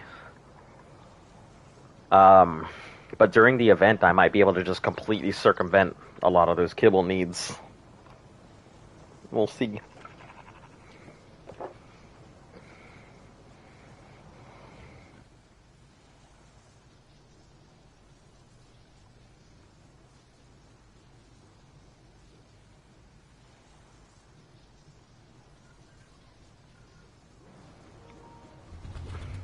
Hello, Jack Dig BB. How are you doing? Welcome to the channel. Yeah, I'm looking for recipes and stuff right now, so I'll respond to you if you respond, but right now, you know, I'm just chilling in the background reading. Let's see, guide to making good recipes here.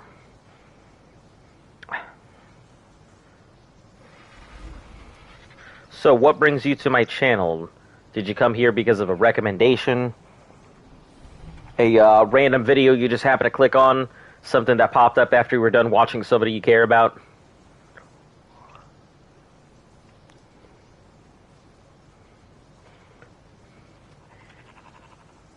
Oh, yeah, of course I remember. I just didn't you changed your name, so I haven't seen it for a bit. Yeah, of course I remember you.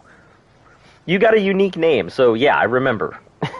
Man, it's been a long time. Y'all are coming out of the woodwork. All of my, like, old regulars from, like, the island are coming back. I guess once we passed the 200 mark, everybody was like, whoa, let's go check in and see how he's doing.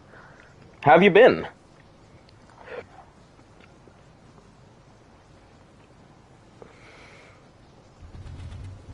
Man, I think the last... Yeah, sorry, but thank you. No issue. No issue at all. Just glad to see all of our old regulars popping in. It's kind of nice. We are 7 days away from passing our halfway mark. And you just finished school? Awesome. Got any big plans? Oh, today? So you didn't even have time to make plans or anything. All right. You probably still have plans. I'm sure you do. Customer recipe, no good information, blah, blah, blah. Few basics to consider when thinking. There's HP, stamina, food, and weight. Making a good recipe requires a delicate balance. It's all important to note. That's a great way to store surplus food supplies and that would otherwise rot. Sometimes you'll leave thousands of berries and meat in a feeding trough that will eventually all spoil. You've cooked through into primary cake or cheeseburger shown in my attached picture instead. I do, but how are you doing today? I'm doing fantastic. Since it's been a while, let me give you a thing. So we're on extinction now. You know, we have a lot of the stuff that we pulled in from Aberration. We do have our Polygotcha we're working with here. The two basilisks, Snow Owl, our Anki. We have, you know, obviously the Wall of Dodos. We brought these forward from the island and everything. Our setup's pretty nice here, but the most important part is this one. I'll take you over to the hatchery. And by hatchery, I mean this is the hatchery. You can already see the names popping up. So since we're on extinction, we need like 200 gigas. So I have been in the process of working on gigas. These are all going to be breeders. I have 28 breeders already in a fridge right now. Everybody is like everybody has told us this is crazy, the amount of like gigas and stuff that we have, but it's not enough. Let me put these breeders away. I just finished popping out some eggs here. Extinction's also where we kind of broke some of our rules and everything. I knew that we were going to need some of the new tech coming up, so we've got incubators and Maywings. Incubators for the things and Maywings for the babies. Well, are they on proper? Yeah, everything's on proper. It just looked weird. Okay, fantastic. Oh, it's when you look at it that they kind of heat up. Ah, okay. But yeah, so we've got all of those gigas out there, obviously. A bunch of breeders.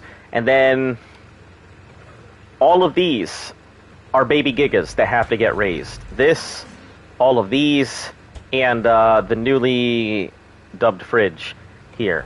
All of these are babies that are going to need to be raised. So I'm very happy that the event is going to be coming up soon. We're working with an excellent stock of our numbers here. So most of our gigas are coming out at hatch at around 1,000 to 1135. So yeah, somewhere between 1,000 and 1135. There's the occasional like 800 or something that's slipping through, but you know these are all breeders, so I'm not too concerned about that. But yeah, 1135 is our main starting hatch. But yeah, other than that, we're doing great here. I've had quite a bit to keep me busy. You know, Luft is still around. Obviously, you know, we live together. Z's just out on Gen 2. We do Genesis 2 content on Tuesdays, so if you're ever interested in seeing our stuff there, tune in on Tuesdays. Which I might go ahead and, at some point, I may go ahead and cut out Genesis Tuesdays.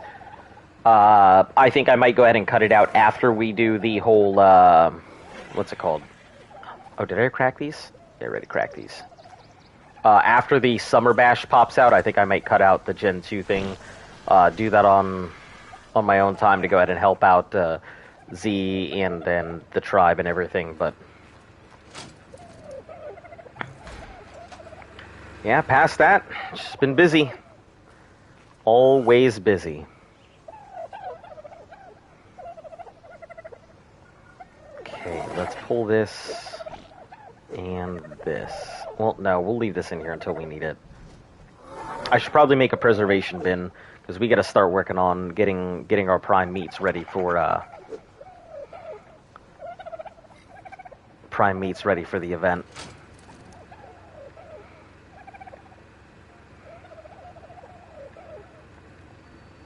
So spark.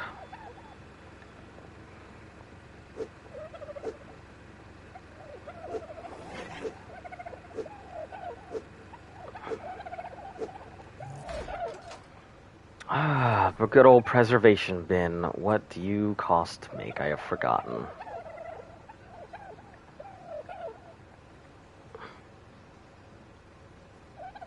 Fiber, stone, thatch, and wood. Easy enough.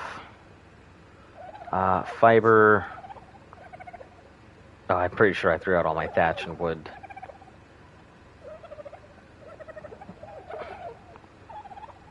Yeah, I'm pretty sure I threw that all out.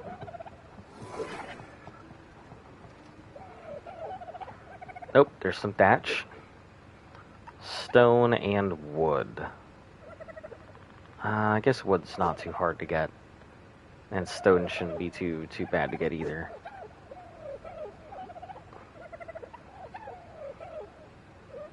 Or I might have some in the grinder. Might be worth getting there. Unless I chucked all the wood out of the grinder. Nope, still here. Fantastic. Okay, so stone and wood. Just need one preservation bin. Actually, you know what? We're going to make a multiple preservation bins because we're going to need a lot of them for the event, I'm sure. Do I not know it? I swore that I did. Maybe I didn't even have it unlocked. Yep, don't even have it unlocked. There we go.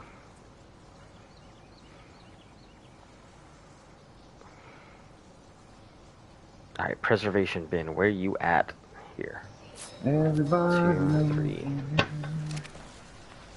2, 3. Alright, 3 preservation bins. 3 preservation bins. Probably just gonna leave them here on the ends. Yep, that's what I'm gonna do. I forgot how small these things are. So we got the job done, right? Haha. That was a joke about dicks. Was it? I don't know. Or was it not a joke about preserving bins getting the job done? Yeah, that's true. I mean, but you said we. I didn't think you were a preserving bin, but, you know, who am I to judge? Alright, so let's put this, if I can fit another here. Perfect. Then we'll leave 2 of them there, right next to the fridges. 100 spark powder, oil.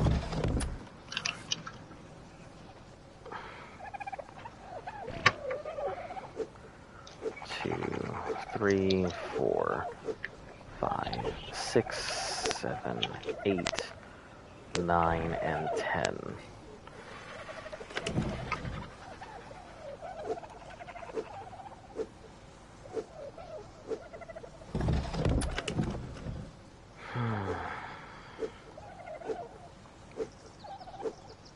Yeah, we have plenty of regular meat jerky, just not a lot of prime meat. We have no prime meat. Well, we have 12, so I guess 2 apiece. 12 apiece on here. Let's do a 6-6 split.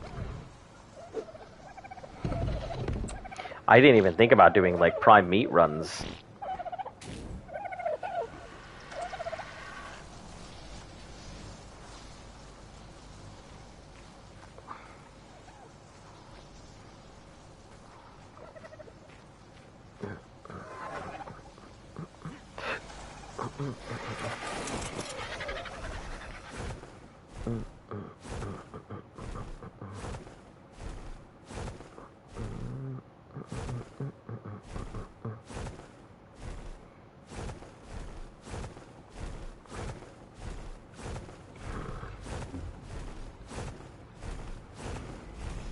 Alright, let's go park the bird here for a second.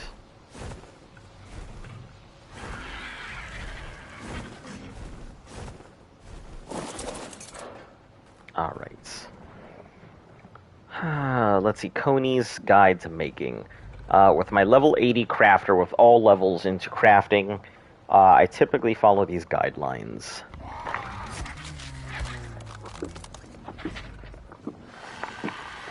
Tip: consume focal chili prior to making your recipes, as it raises your crafting level 100% for the duration of the buff. I didn't know that, did you? For my food fillers, typically made of raw meat. The best one I have is 10 raw meat for 101 food. Cooked meat is technically gives more food, but I like the extra heal from raw. Element dust is fantastic ingredient, high stats, evenly distributed with good weight. For healing recipes, try to use 2 to 3 bee honey. The rest of your 8 recipe slots, some prime meat. Mushrooms in general just make better recipes, primarily because they have more balanced stats. The downside is they lack substance as a food to fill your hunger. However, food is the easiest stat to fill, almost without trying. Stim berries and auric mushrooms would normally decrease your water, but in a food recipe, they do not lower your water stat. It still does reduce the water given by a drink, though, when included in a drink recipe. Do not use eggs. They are massively heavy. You're better off turning your eggs into kibble and using them into a recipe for the insane stamina, and using that in a recipe for the insane stamina regen. Kibble gives us a ton of stamina. Crops and veggies are best used in drinks. 2 to 4 on a good crafter will fill your water to 100%. Pay attention to weight. You would not believe how much extra room you can make just getting rid of your egg recipes and doing meat or mushrooms instead. Keep it simple. What? I was watching Triple X and everybody wanted to come out and watch the news. Yeah. Now, Commander-in-Chief's on there spouting nonsense. Hey, did you know that, like, I'm reading this, you should go ahead and eat focal chili before you do any, crafting? Yeah. Yeah, I didn't know that. I just learned it. Don't use eggs. They're too heavy. You're better off turning it into kibble and then using the kibble in a recipe. No. That's what he says here. Eggs are heavy. Turn your eggs into kibble, but... Oh, what if they're heavy? Yeah, I mean, it's this whole recipe. They're saying using raw meat is great. Using mushrooms is actually better. They're more balanced stats. They just don't fill food as much. Auric mushrooms and stim berries would normally decrease your water, but in a food recipe, they don't. So you can use them there. Crops and veggies are great for drinks. 2 to 3 on a good crafter will fill your water to 100%. I like dodo egg, meat jerky, cooked meat jerky, 1 honey, 50 element test.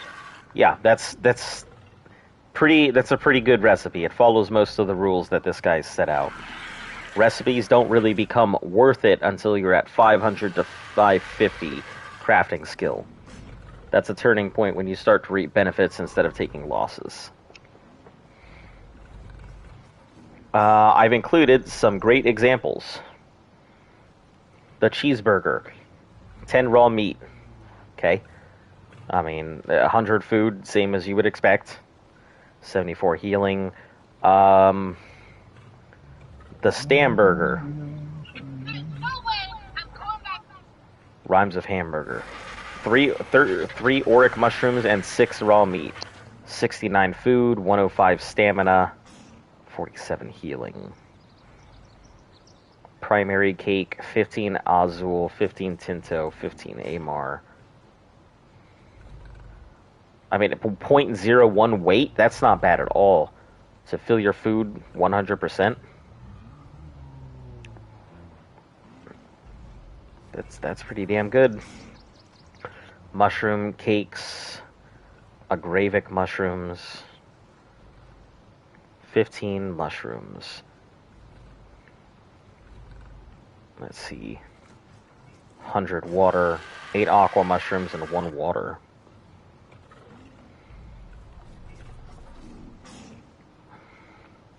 Citronelle, oh, that's a waste.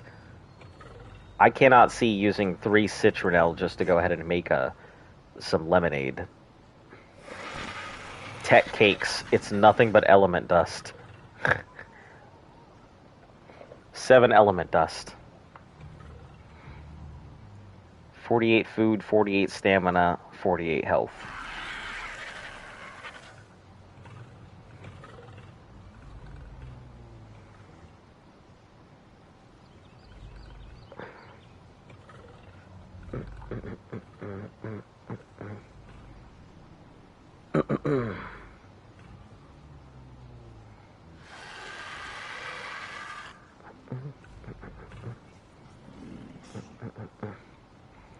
The wiki says custom consumables may be used to tame dinos. It appears to only grant the stamina effects of the consumable. Does this work? I did some science with the 100 stimberry recipe on a Velonosaur. I was able to AoE spam continuously, but not use the direct fire. Running depleted stamina and gives the winded buff. Have not tested on other...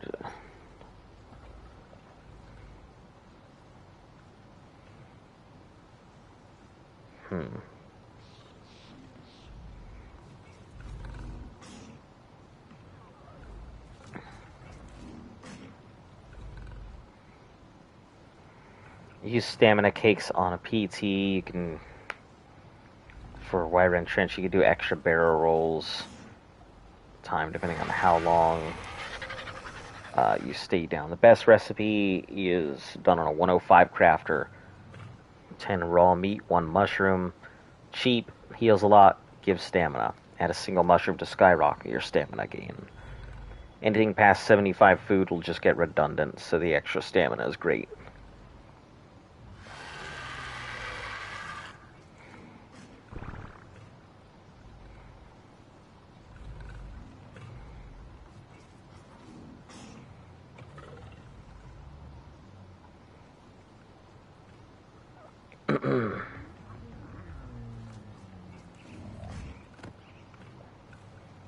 Let's see.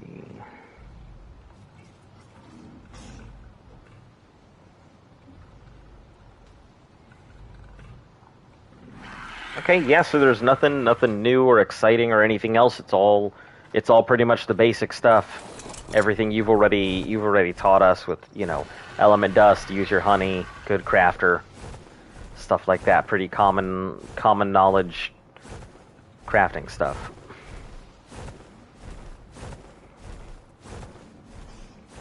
Okay, I guess I am just not destined to get out that thing here. Let's slow down Pigeon because clearly he cannot aim. Here we go.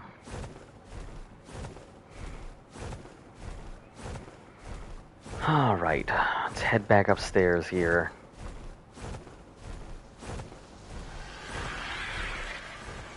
May have to go out and just get a bunch of prime meats just to start cooking up this jerky.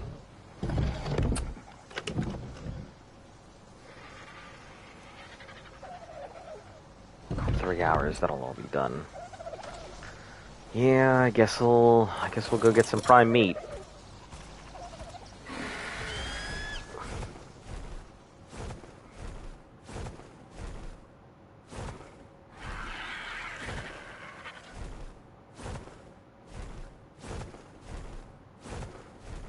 Park one of these buggers over here.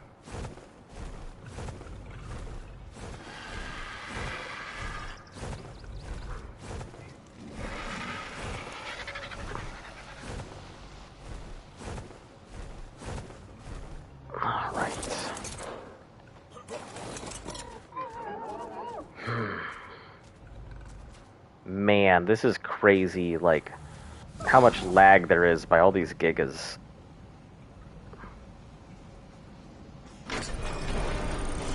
I thought there was going to be way less lag, but it turns out I was wrong.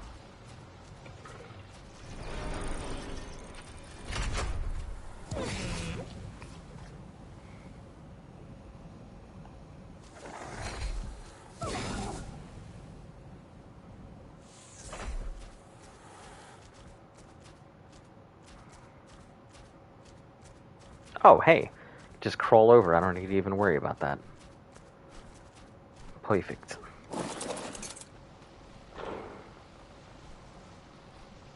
Alright, let's go get ourselves some prime meat and get ourselves prepared for this summer bash event.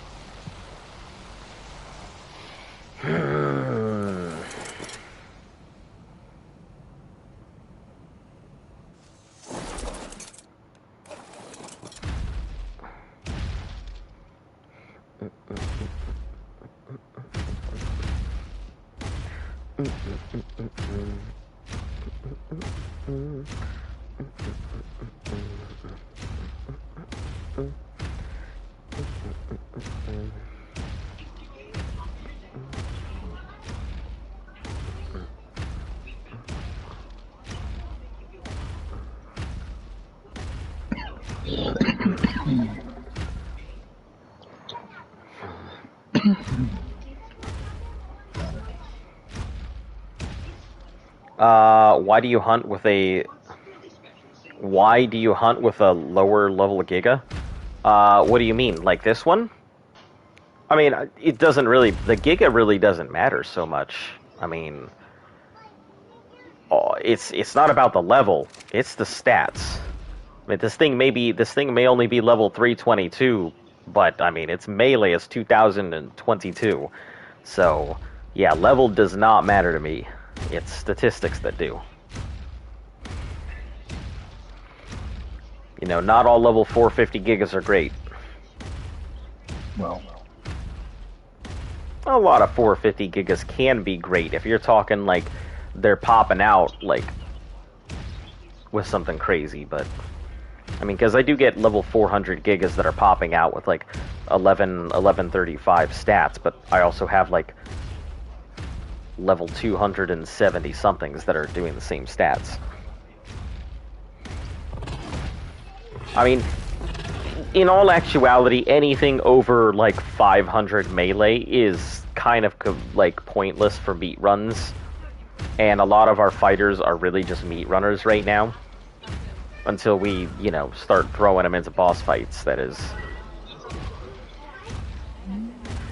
Which I will not be able to do a boss fight until next week anyway, even if I wanted to. Luft will be out of town, so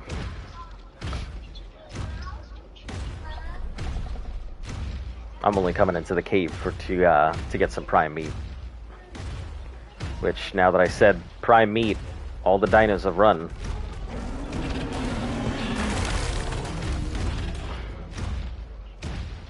You looking for prime meat? You ain't gonna get none of that here.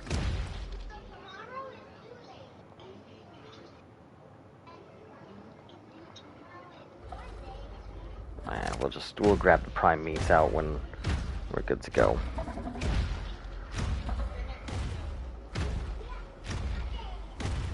It'll just be a quick sweep.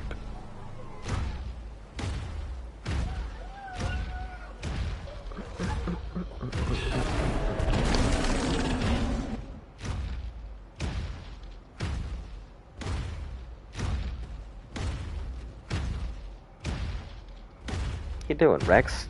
Going around the back end? Come on, I'm right here.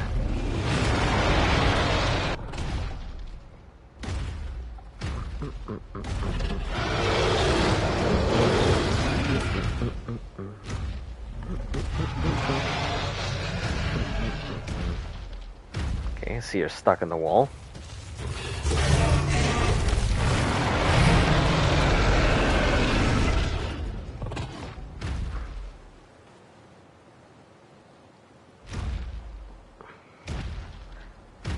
Alright. I guess we'll take all the meat. I'll just throw the primes into the cooker, but... So Flip just sent a message inside chat and said, oh fuck. So they asked what was up. He said he lost the entire roof and teleporter, removing one thing. Oh, shit. Welp. No TP point now. Jeez. See, that's why I don't do the building. What's your army for the Titans look like besides Gigas? Nope, that's it. That's it. Titans and Gigas. That's all of it. We're gonna have mechs, but I mean, like that's a long ways away. I mean, you're looking at 200 Gigas is what we're looking at for the goal. So it's going to be 200 Gigas. We're going to tame out the 3 Titans when we're ready to do it. We'll have mechs, and then I'm going to have to go out and do a lot of farming for mechs for the Mega Mech thing. Because I think you just need 4 or 5 regular mechs. Yeah, you do, but I believe they're just like... Oh, right, I can just take the unassembled ones and just leave them there and can just make the new one, right? Just primitive ones? Need the Mega Mech, so yeah, but you would just use the base level to run. Okay.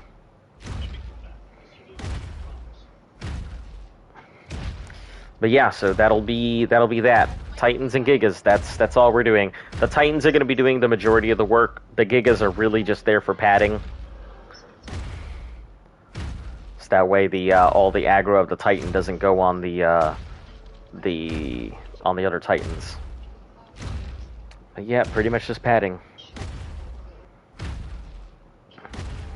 I expect all the Gigas I raise to just kaput. But you know, soon I'll be pumping out. You use the Forest Titan to aggro the Titan King. Mm-hmm. So we should be riding these Titans. Yeah. Yeah, because a lot of the people that I've seen, they're not actually riding their Titans. They're just directing them for solo plays. Well, if you're solo, you don't have a choice. Yeah. Well, like, let's say the little punch thing won't that punch thing like eviscerate us as riders? I think it's by a meteor, right? But you just put down a bunch of beds close by and yeah. How do you tame Titans? So from what I understand, Titans have like these little nodules on them, and you have to destroy the little nodes on their body. Yeah, and that'll allow you to go ahead and tame out a Titan.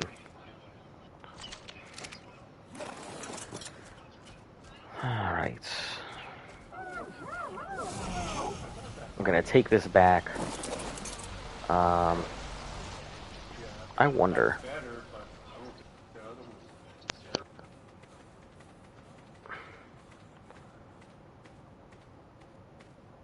Can't play structured. Probably needs a spot. Probably needs a foundation for this thing, doesn't it?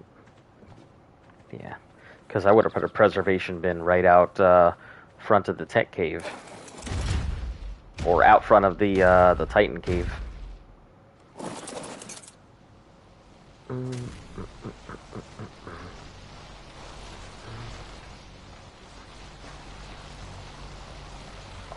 Right, let's head on back, take this prime meat, go cook it up. We're just gonna take this thing directly up.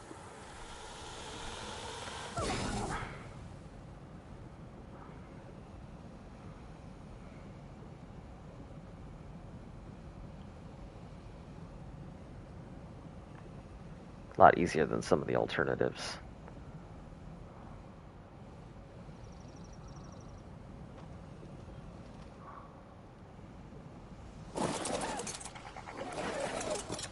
Alright, save this thing's life. Okay, take all this prime. Grab some gasoline and cook this bugger up.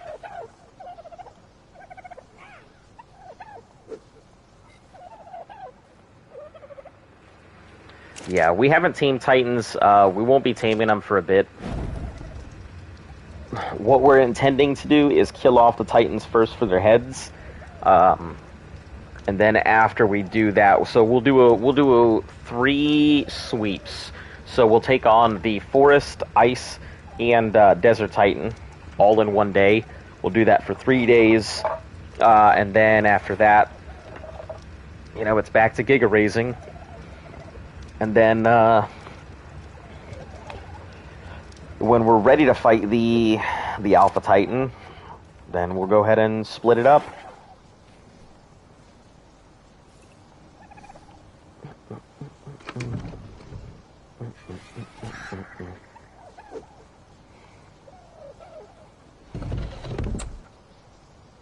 Ah, there's lag.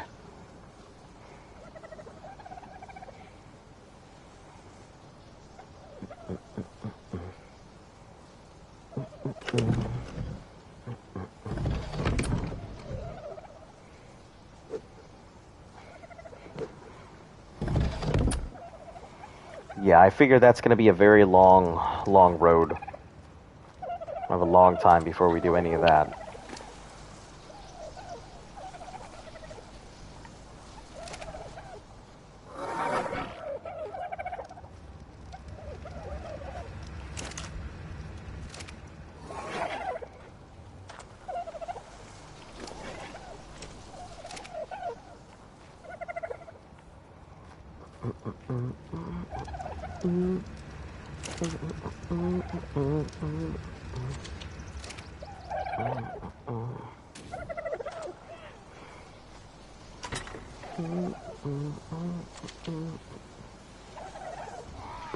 Alright, there we are. Now all the meat eaters are eating, finally.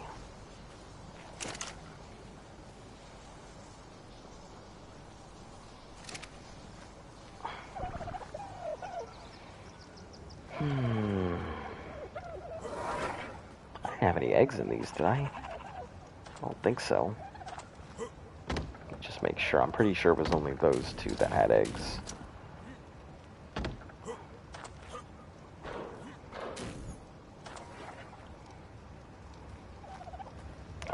Probably should just go ahead and make up some kibble.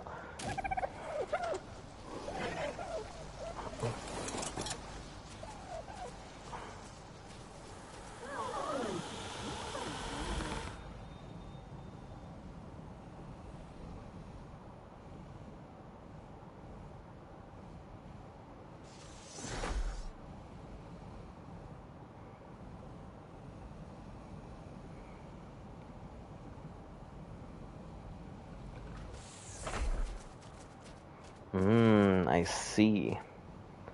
So fall damage on the gas bags only happens if it's not getting a lot of lift. If it falls straight down, it'll take fall damage, but otherwise it's pretty good.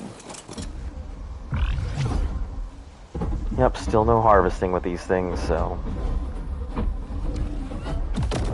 I wonder how long it's going to take them.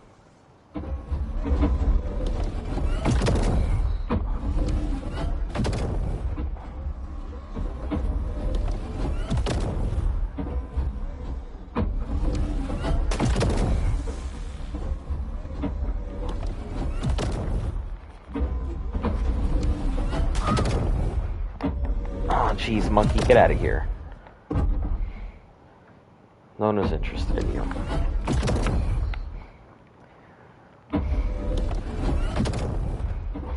You're a failure as a team on PvE.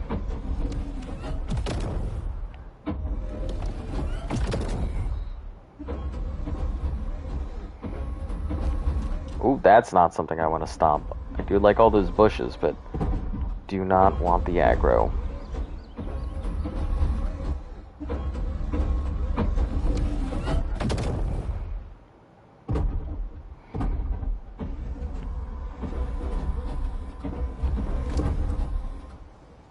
Alright, gonna grab these Azula seeds.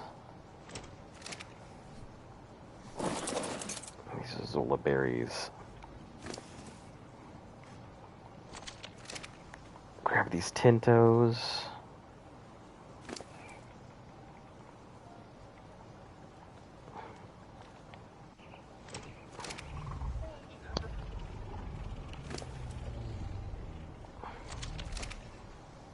Amar berries.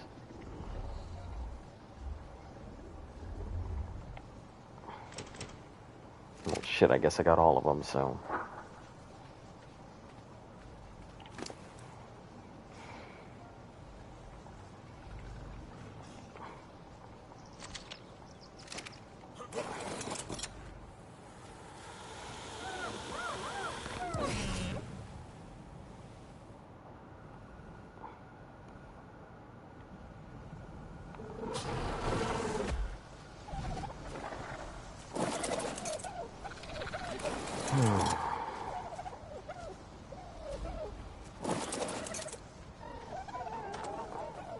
Alright, focal chili. Oh, wait a second, I can actually make some of these recipes while I'm here.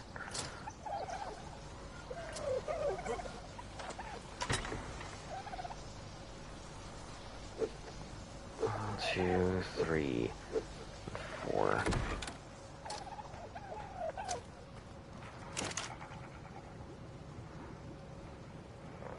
Yeah, this thing weighs almost nothing, too.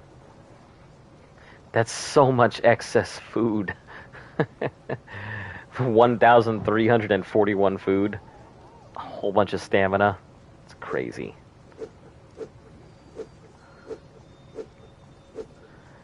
Alright.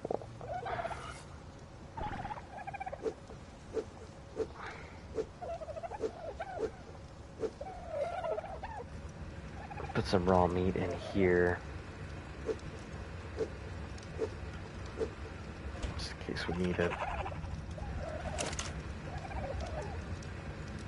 Pick up all this cooked meat.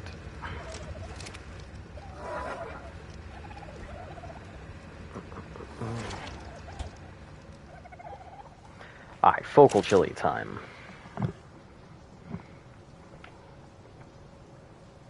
Okay, let's go to the exceptional kibble and focal chili.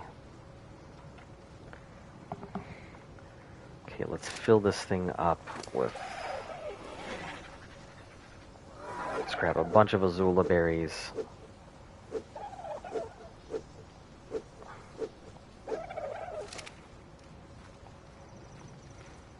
Actually, I may be able to just grab all these Azul berries.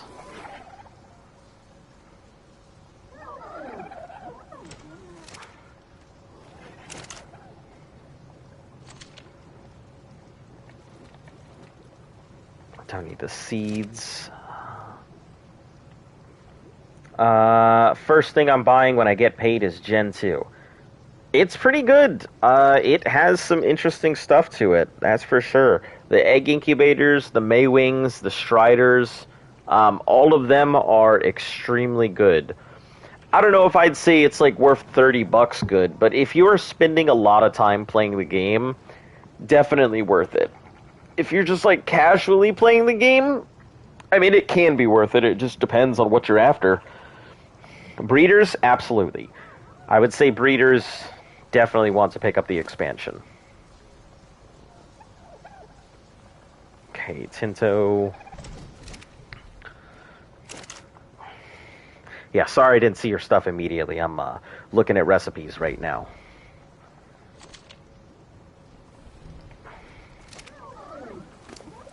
Okay, Amar.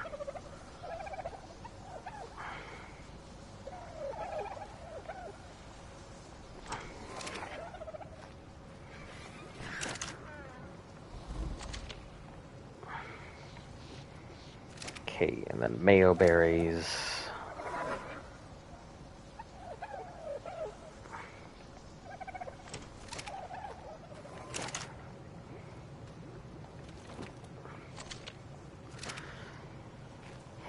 Citronelle, we'll get that last. Cooked meat. Put a whole bunch of that in there.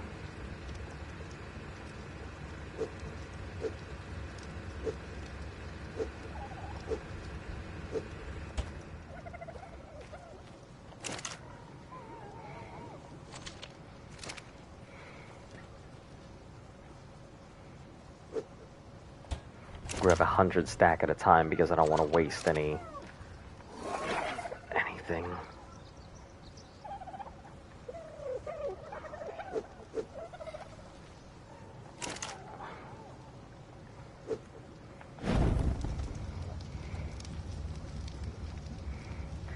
Okay, this should, yep, there it is. Now we're starting to make some focal chili.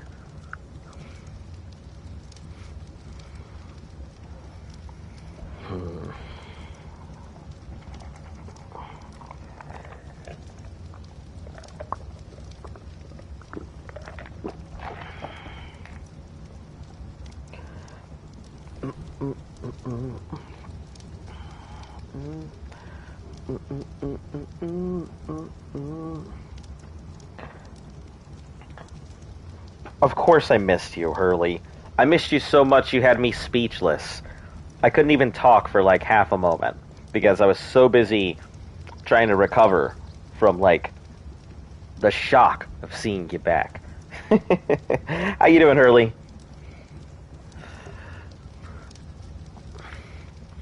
Welcome back to the exciting world of cooking.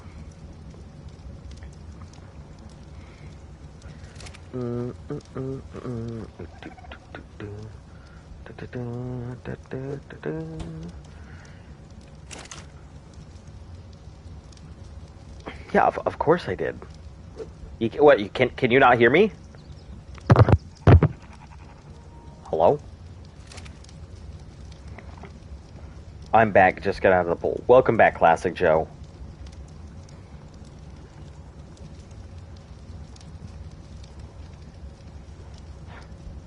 Just making sure.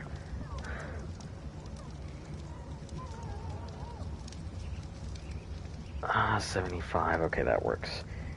It was my sister's birthday. Man, everybody's having their birthdays. Tell your sister I said happy birthday. Tell your sister I said happy belated birthday. Ah. 24 focals. Probably have to go down and get some more mayo berries, honestly.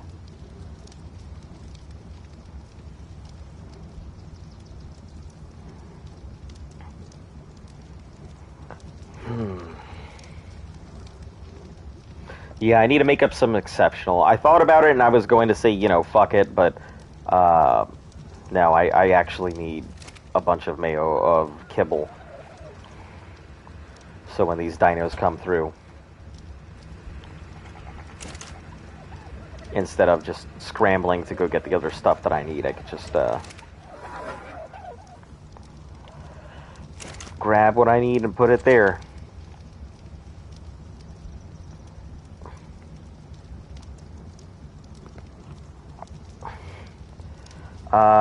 Come to the stream because it's a place where I can talk to people.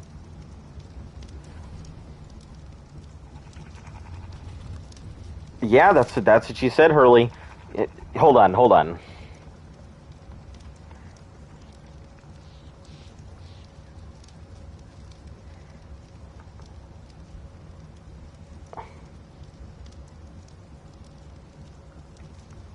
There we go.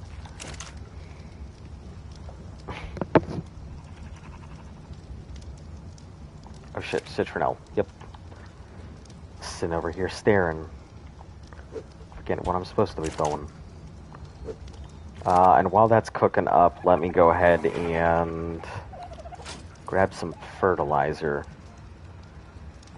F-E-R. 2 fertilizer ought to do. I love how, in Ark, I can go from handling a whole bag of fertilizer to just immediately handling food and eggs and everything else, and it's all good.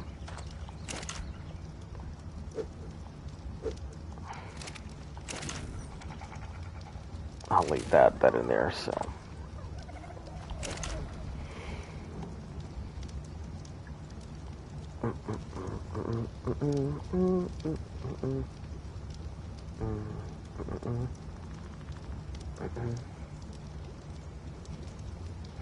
Okay.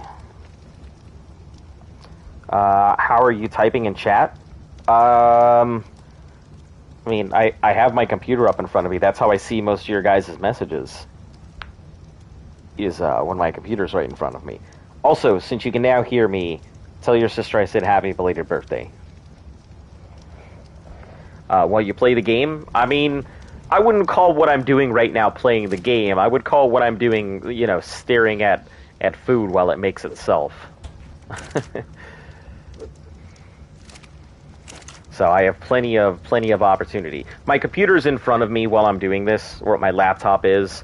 So I have my laptop out here while I'm playing the game to go ahead and watch you guys talk and respond when I can. If I'm unable to go ahead and actually say something, or if you guys can't hear me for some reason.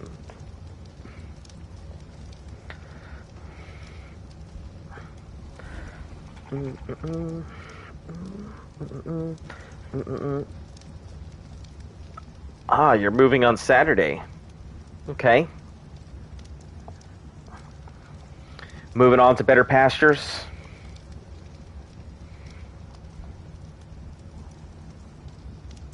Yeah, that's the one that you said is 3 hours away, right?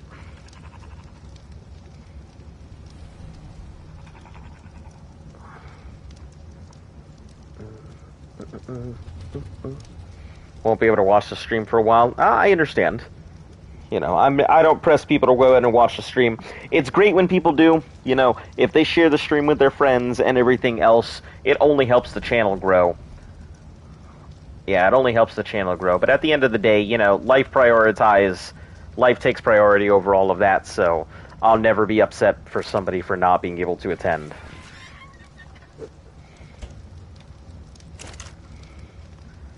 Okay.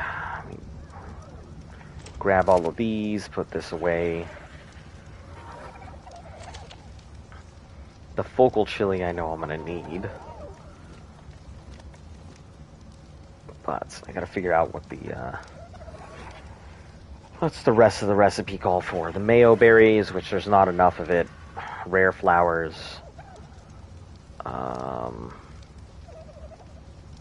10, 20, 30, yeah, not enough mayo berries.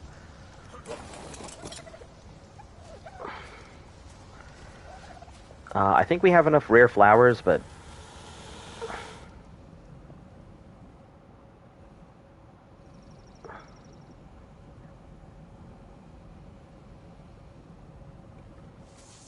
Yeah, that's the trick. The trick to the gas bags is making sure that it has a slow descent. Because if it goes down quickly, that's when it takes full damage.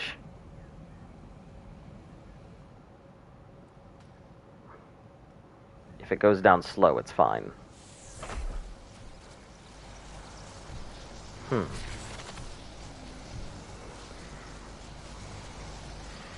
Yeah, I'm sure you won't miss too much. I mean, it's all going to be giga raising and stuff.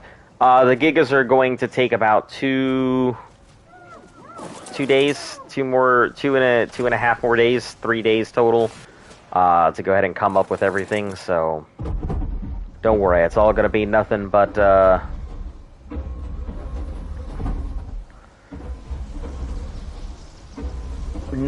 giga raising. So don't worry, you won't miss anything. We won't be able to do, we won't be doing Titan fights until Look gets back. She is going to be out of town, starting tomorrow for a few days, so I'll be all on my lonesome. Yeah, I can't even remember like the last time Luft and I were apart. Maybe it's been at least half a year since the two of us have been apart for any number of time, for any length of time. So yeah, Luft. Yeah, the one who you hear in the stream all the time. Yep, that is her.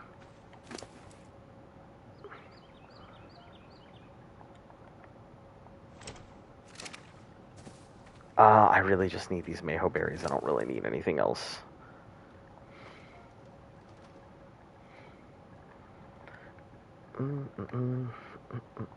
That is not a lot of Mayo berries, but I'll take it.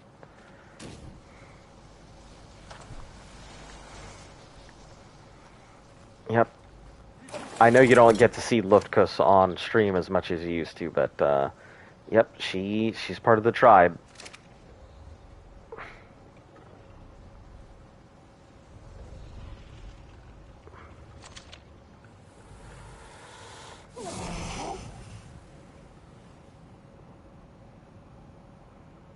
Okay, up we go. You can do it, gas bags. I believe in you.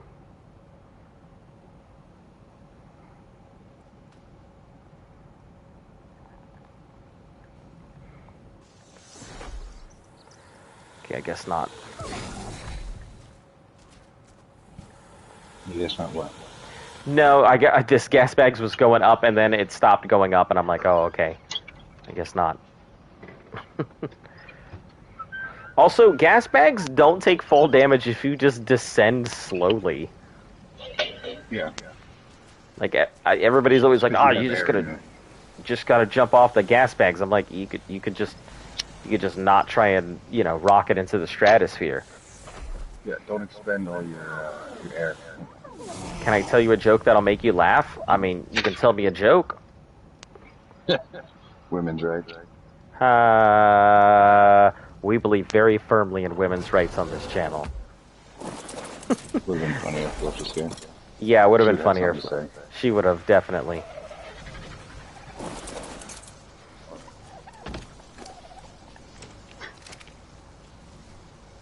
Alright, and...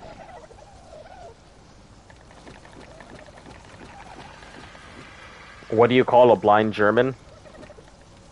What?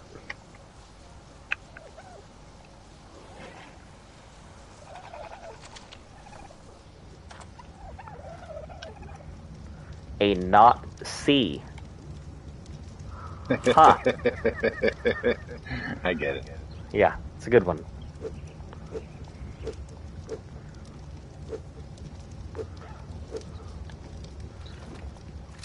Yeah, see how I just spaced them out? Because, YouTube's all about the, what the fuck did you just say to me kind of thing. Good joke, though. I haven't heard that one before. Fiber. Okay, so mayo berries, let's put them all in there. I've got some fiber, which will get it going. Rare flowers and... I really don't know where we got these rare flowers from. I'm sure just general gameplay. Okay, rare flowers and extra large eggs.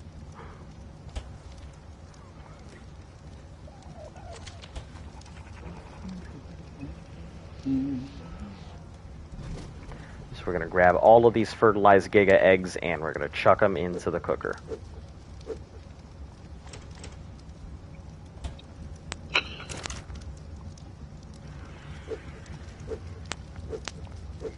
Alright, in you go. Goodbye, Gigas. Okay, so hypothetical question. Sure. You're struck by lightning, Okay. and it gives you the ability to read all men's minds or all women's minds. Which would you take? Ooh. Yeah, it's Z in the background. That is. Welcome back, Dust. Let's see.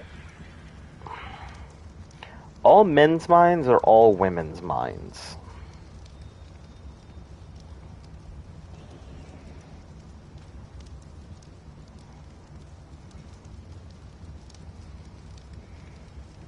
I'd take all men's minds. Okay, why? Because it would be a lot easier if I were to get like a financial position. It would be a lot easier to get dudes to invest in some random product than it would be to get some lady to invest in some random product. Okay.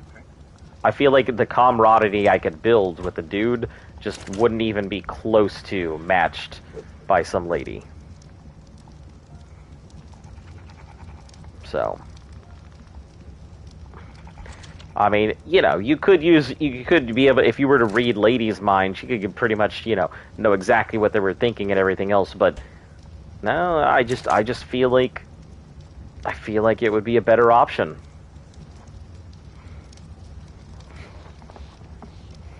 You know, I usually don't have a problem reading what a lady is thinking with body language, but I can't fucking tell what dudes are thinking worth shit.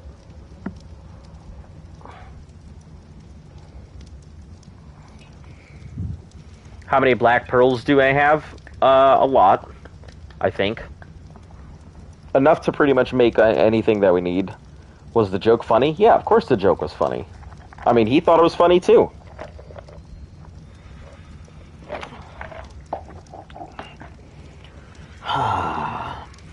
We're getting ready to have a storm. Are you? I don't know if you can hear the thunder in the background. I cannot. I don't hear it coming through the echo anyway. I've got the exceptional Maywing eggs in here too.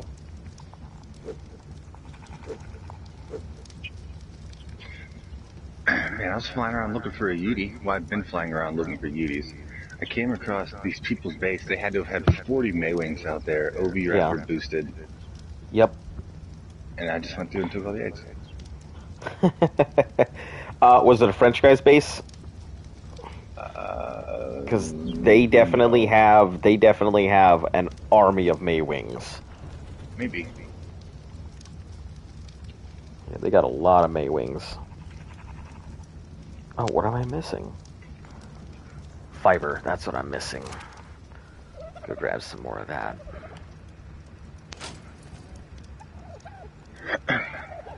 I came across a YouTube channel that the discussions they had were why you wouldn't want particular superpowers.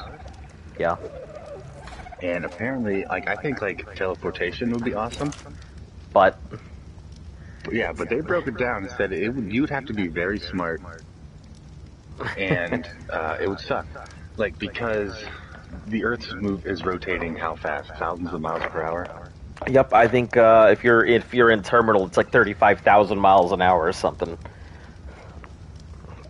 So if I wanted to teleport from where I'm at in South Dakota to somewhere in Mexico, the velocity change would be so severe that when I hit the ground there, I would just ragdoll. Probably out of existence. That's funny. And they said that's probably why, like, Nightcrawler, for example, only teleports to where he can see. Yeah. I mean, that's a pretty valid point. I never really thought about that. But at the same time, I watched what's that movie, Jumper? Oh yeah, the one where they just constantly jump and everything, like where they're warping all over the place. Set a picture and he's just boom, he's in Egypt on the Sphinx's head. Yeah. That'd be cool, man. Yeah, it would. Would you rather have super strength and fly, or super strength and super speed?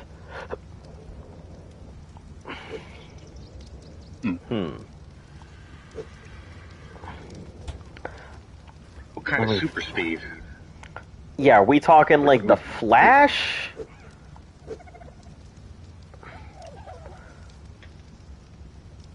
Or like, yeah, what kind of super speed are we talking? Or like, as fast as I want? Yeah, the Flash. Okay, so that's super speed. I'd probably say super speed and fly. I'm sorry, it's like super strength and fly. Super strength and fly?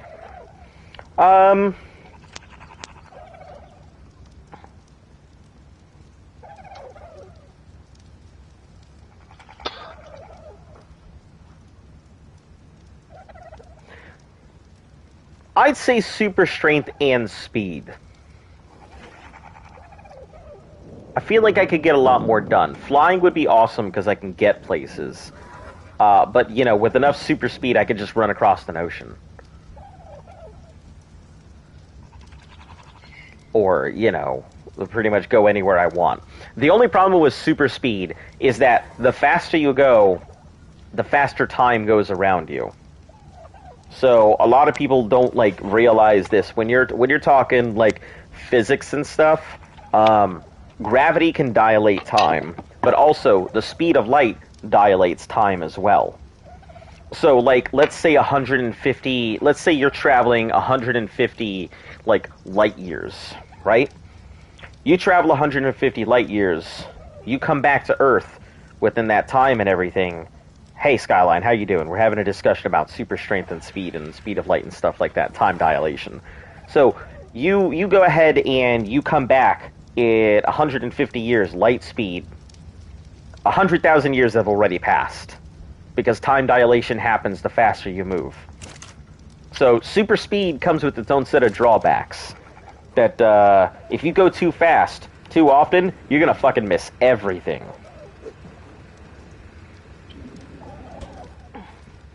Yeah, but that's all theoretical until somebody can figure that shit out for real. So. Well, there was a movie where a teenager or something gets a hold of a watch, and the watch allows him to move at hyperspeed. Yeah. And they come to find out that you have accelerated aging because you are moving that fast. That's so interesting. As time would stop around you, you continue to age. Huh. That's pretty interesting. The Gigas growing at super speed? Listen, if Gigas were growing at super speed, this challenge would be done. Would be done and over with already.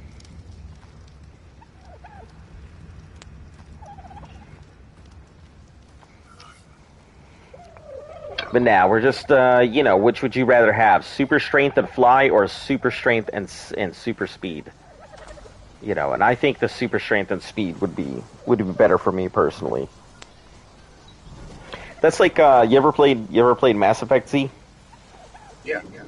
Okay, so, what alien race would you think you'd fall into? If you had to choose one that wasn't human. Oh, yeah, that's the hard one.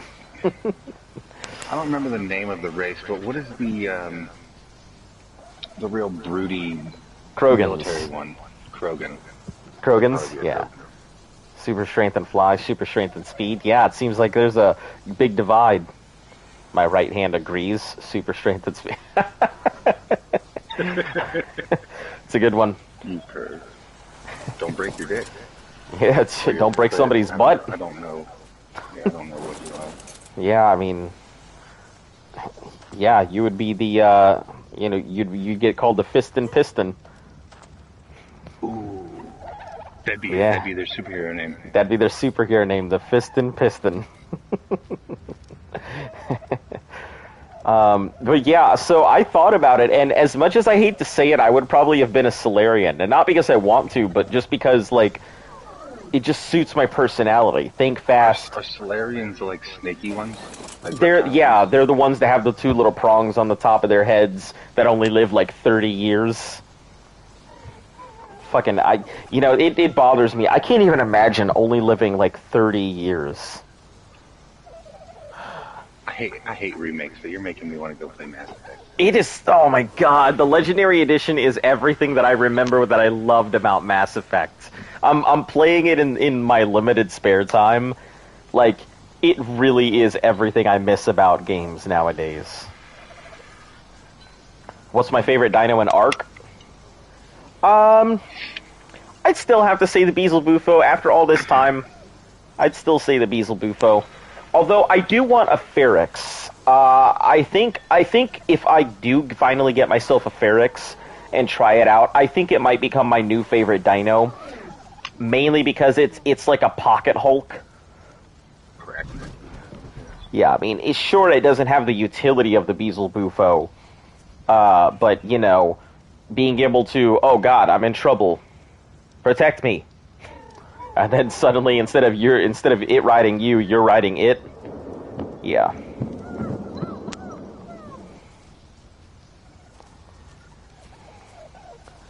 Yep. I think the Ferrex will become one of my top dinos once I get there. Okay, But in the so meantime, you can be any comic book superhero or any powers. mm-hmm. How is your origins? Like, how do you get your powers? And like any known super, or are we talking about I just made one? The powers aren't important. What is important to the question is how do you come into your powers? How do I become a superhero?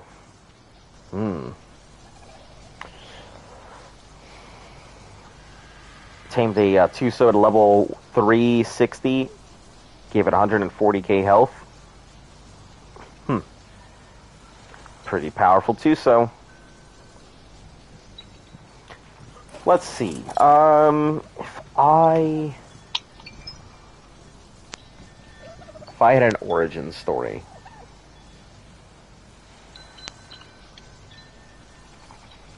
Yeah, how did you gain your ability to read men's minds? Huh.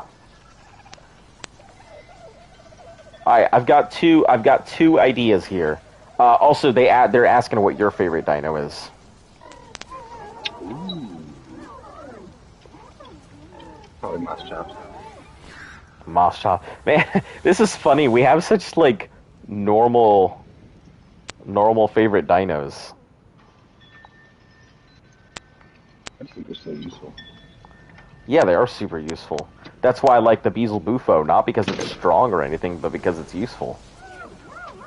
Like you talk about upgrading to an RG being a big game changer. For me, it's getting Moschops and being able to farm organic polymer or rare flowers. Yeah, but for me, the Moschops is step one. For me, the Moschops is step one to being a survivor. Get yourself a Moschops. No, you gotta breed them. No trust us to breed them. Yeah. So just got his paint gun out. Okay, I got it. So, how I get my powers. I'm in a bar, right? And I just start drinking. Through a massive depression, like, I have this huge depression, and I just start drinking myself under the bar, right? Like, and I give myself alcohol poisoning, like, to the point where I'm gonna die.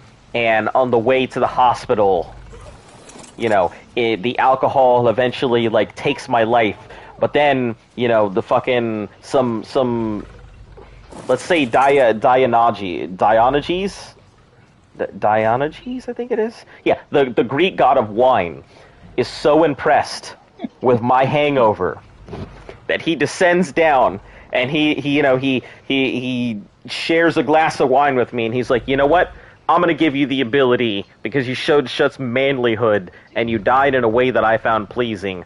I'm gonna give you the ability to read men's minds, so you can help them have a great time. There you go.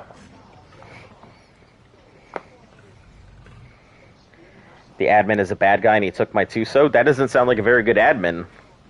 So that sounds like... Okay, here's another one. You have the ability to see into the future, but only for up to 2 minutes. Mm-hmm. Or you have the ability to go back in time 2 minutes.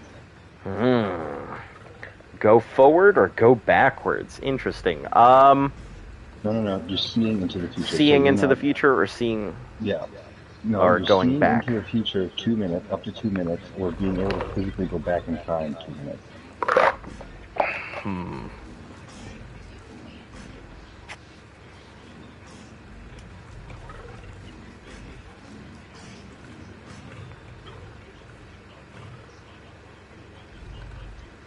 Go back in time 2 minutes. Now, is it one use or multiple?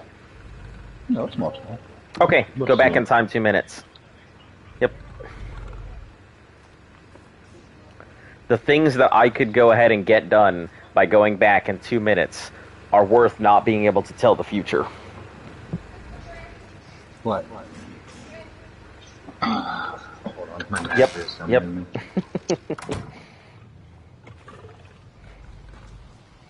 How about you guys? Gotta go. Bye, love the stream. Thank you. We'll catch you later, Hurley. How about you guys? And in case no one has heard the question, which do you take? Would you rather be able to go ahead and see 2 minutes into the future, or go back 2 minutes into the past? We'll catch you later, Hurley. I know you wish you could stay longer, but, you know, life has a way, you know? I just try and, like, talk to you guys and everything else. Thanks. I do appreciate it.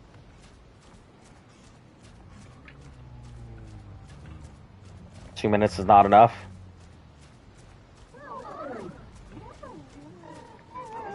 Yeah, I mean, it's a slightly in... I mean, it's obviously a strong superpower, but it's not like an overpowered superpower.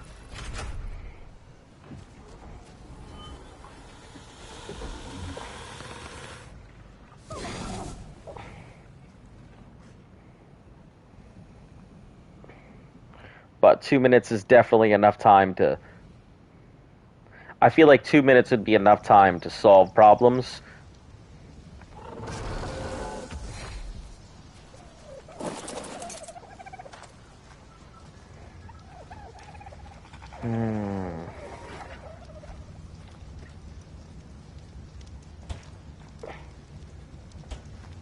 You'd like to have X-ray? If you had anything? Hey, welcome, Colex. How you doing? Oh, are you heading out too, Dust? I mean, if so, I'll catch you later.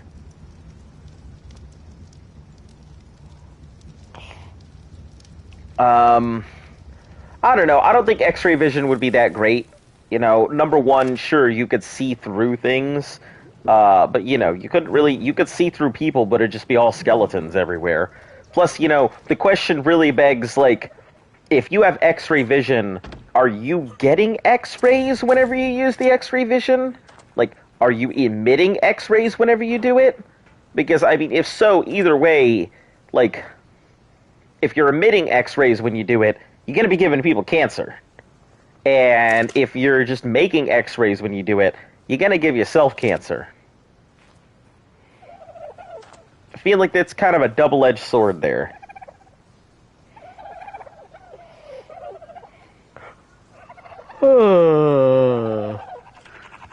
Goodness. You know, we're gonna put this bionic skin. I wonder if I can paint this thing. Never actually checked.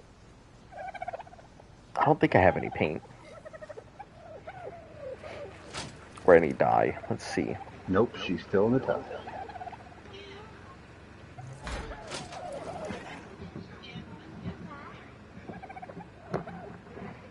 Yeah, but going back to X-ray, I really don't think X-ray vision would be that great. I think a lot of people think it's going to be great because they think, oh, X-ray, I can see through shit. But I don't think a lot of people really realize, like, the side effects of X-ray vision.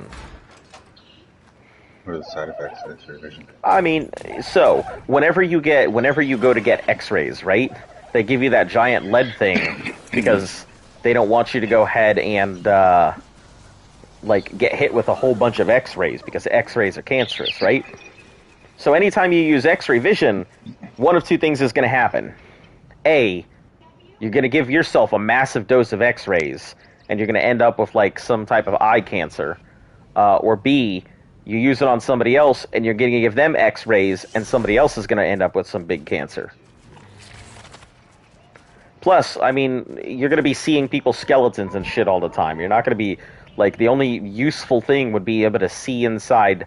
You know, you could probably make a good living as a, what's it called? What are those people who buy up estates and storage lockers? Yeah, you could probably make a really good living as one of those dudes with that. But, like, practically speaking, yeah, you're going to be hitting everything, yourself included, with X-rays. You're going to be giving people cancer left and right. Then you lose your eyes. So what is your preferred superhero cocktail? Preferred superhero cocktail? Yeah. I don't think I have one. I don't think I have one. I don't think I've ever put the thought into that question. FB hacker? Well, a Facebook hacker?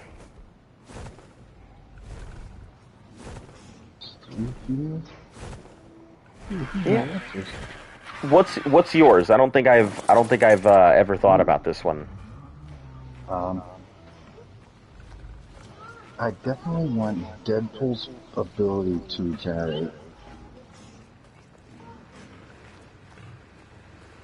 Has to be Deadpool, not Wolverine's. Yeah. I don't know. Then you gotta get someone's agility, someone's strength. The power to chuck Ark in the bin. Listen, that's. I wish I could be that strong. Yeah, that's strong enough to fight everybody. If you had superpowers, would you be a villain or a superhero? Villain. Not even a question. Not even. Being a hero comes with way too much responsibility. You have too many expectations, and when you fail, people blame you. But when you're a villain and you fail, you know, the only person to blame is yourself. So, yeah. I would definitely be a villain. I've always had a draw to the villains. You know. Yeah, they may not be doing the right thing, but you can choose to be a villain who doesn't, like, have massive collateral damage. Not everybody has to be a supervillain.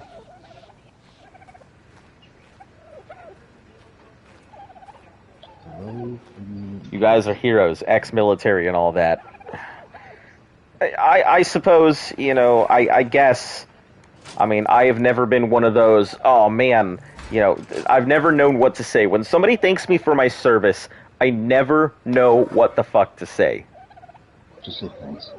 Yeah, that's about all you can say. I'd like, thanks is about it, but I just never know what to say when somebody says it. I'm just like, I appreciate it. I mean, sure. But it's just one of those things that's never, I don't know. I've never thought of it as heroic, me personally.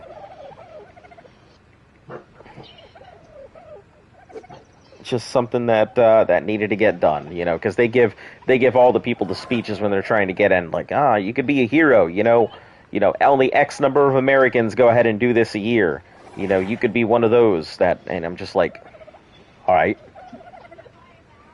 but Could also die of a pig. Yeah, that's true. You know, I could die of a heart attack sitting on my desk. Burned to death in a Humvee. Yeah, that's true. You know, They don't tell you none of that. They don't tell you any of that. No, they glorify it, and you know, you could be jumping out of a helicopter, you know, with a parachute, 2 machine guns in your arms, you know, with a backpack full of bullets. 2 Vietnam era M60s. Yeah, that's all you need. Yeah, you could single-handedly stop them all.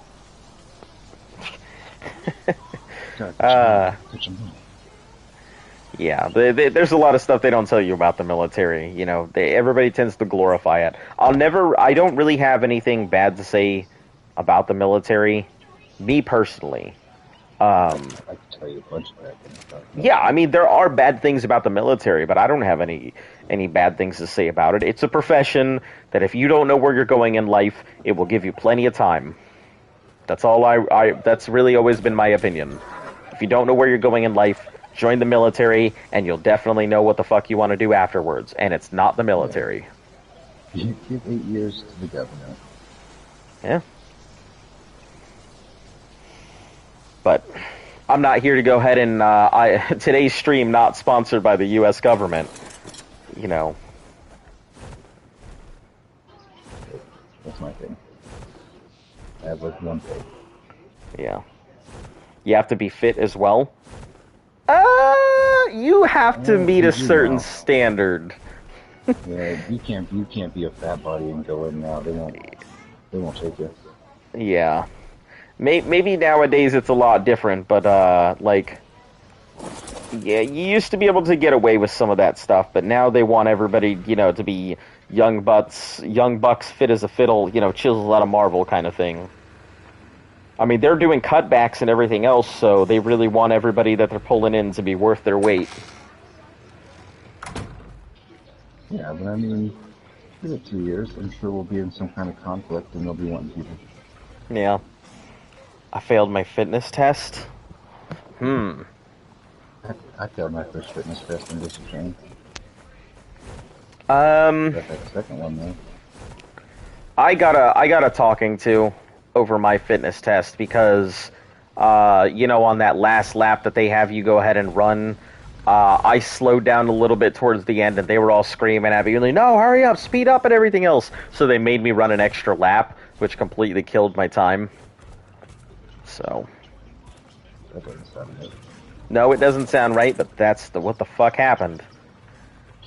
After I realized the Army wasn't going to be my career path, when it came to doing PT, I would knock out my minimums in the first minute and then just stand up. And Yeah. just end there.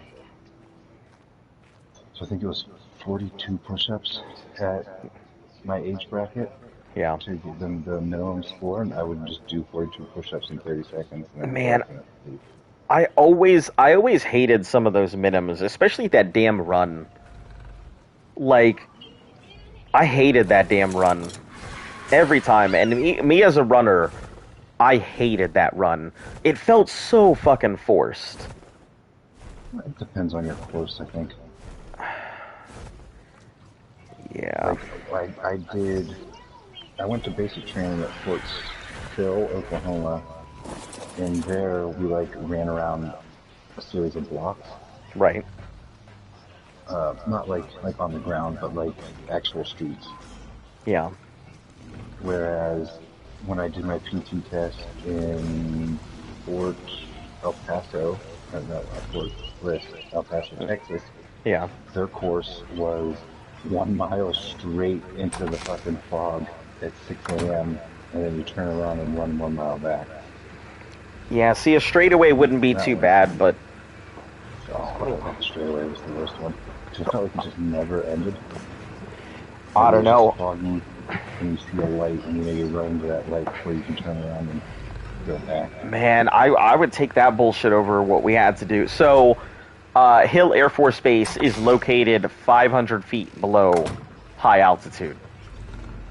And because of that, we were not on high altitude standards. We had to do all of our PT tests and fitness tests and shit. We had to do all of that at high altitude at regular regulations. So I hated it. Running out there felt like a chore. Like, I liked running on my own time, but yeah, running out there was horrendous. Especially when you had that force run you had to do. God damn, it felt horrible. You couldn't breathe. You felt completely winded afterwards. You can never get enough oxygen. Yeah, it was pretty bad. There were people who, they would get inhalers just so that way they could take in more oxygen to be able to breathe while they're doing their tests. That seems excessive. Yeah, but it was perfectly fine. Nobody said shit about it. Breathing apparatuses to help you with the PT test, or keep make shooting? I don't know. I mean, they would get an inhaler, they would take it before the thing, and that was it. We had a sergeant who would smoke right before he did his test, and then he would smoke right afterwards. We had a guy like that. Yeah. His name was McLean.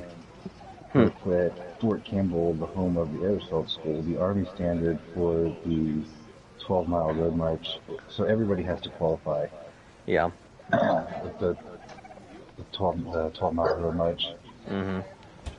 So the Army standard is 4 hours, but if you were at Fort Campbell and you were air assault certified, to keep that air assault certification, you had to do it under 3. Oh, So Jesus. this motherfucker would, with his full kit, start running, get to the turnaround point. By the time Yep. I get there, he's sitting there with no boots on. He's got his legs kicked up, leaned back on his rucksack, smoking a cigarette, eating Snickers. Yeah, that's fucking crazy. I'll never understand dudes like that. I just said, hey, and I turned around and I started going back, and then in like 10 minutes, he's running past me. That's crazy. Do you or Z or Luft smoke? Luft and I used to smoke. Like a team. I went cold turkey. It sucked.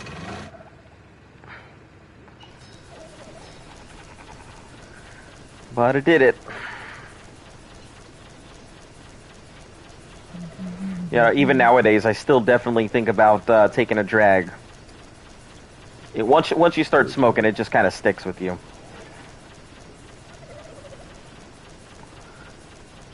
You ever quit?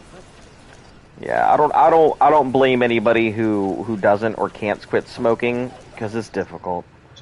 I definitely don't blame them. It's very hard. A lot harder than people make it seem. When people are like, just quit smoking, it's really not that simple. Just say no. And you should have seen the amount of so what I used to do was chew on soda tabs. You know, the little top things that you would crack your soda with? I used to chew on those things. That was how I quit smoking. Or suck on pennies, that too. You know, it kept me from smoking. Wow. So because I don't know, that metallic taste, the metallic flavor and everything stopped me from smoking for some fucking reason. But that was how I did it. I one day to the next I just completely stopped smoking, so it was tough.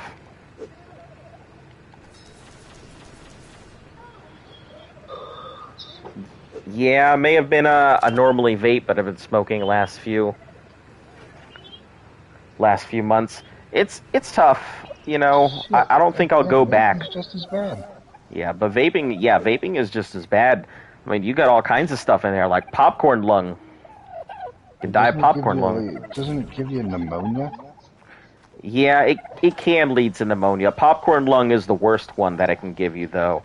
Because of all that moisture and the chemicals they have in there, it leads to a thing called popcorn lung, where, you know how like your lung has nodules and stuff that it expands out and everything, right? It it coats. Oh, that's it. She's running away.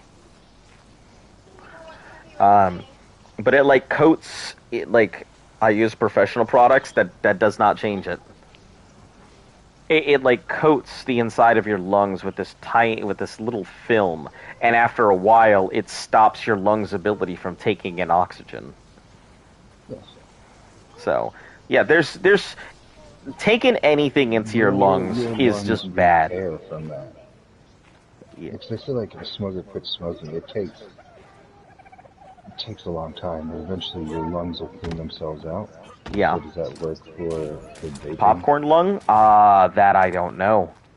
I have no idea. But there was a big study. They call it popcorn lung because it used to do with people who worked in popcorn factories.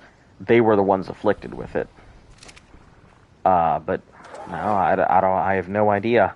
I assume that your body can recover from pretty much anything, as given enough time. The problem is, what does your body give up to do so? You've only got so many stem cells in your body. Your telomeres are only so long. You know, your DNA can only be cut and repaired X number of times before eventually your body makes a mistake.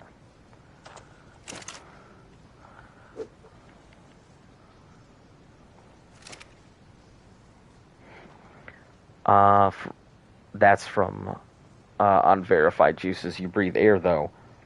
Popcorn lung is from tobacco companies that scares people from vaping. so they get their tobacco tax. I mean, I guess, I mean, it was an actual study, and the study had nothing to do with vaping products. I mean, the study had everything to do with people who worked in popcorn factories. That's where popcorn lung comes from. The reason it affects vaping people who vape is because the same chemicals that exist in, your commercial popcorn are the same things that are put into vapes, Either way, I'm not going to try and convince you one's better than the other or anything else. All I can do is provide the information. Well, I mean, they're both bad, and you should do neither of them. Yeah. I recommend you quit if you do, as I go step out to smoke a cigarette. Yeah. There's worse ways to die, but getting raped by a hippo. Yeah, that's one way to go. That would be a bad way to go. That'd be a bad way to go. Step inside a hippo's mouth. I've seen what they do to watermelons. So.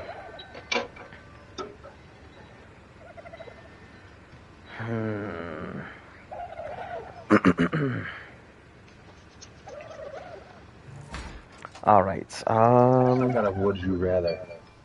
All right, shoot. Would you rather let Mike Tyson punch you in the mouth, bare knuckle as hard as he can, or let Nolan Ryan in his prime throw a fastball into your nuts? Ooh. What's that?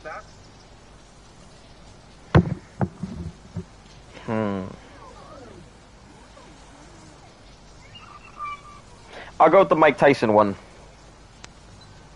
He could break my jaw and it could recover, but there comes a point when your nuts get hit too hard and that's it.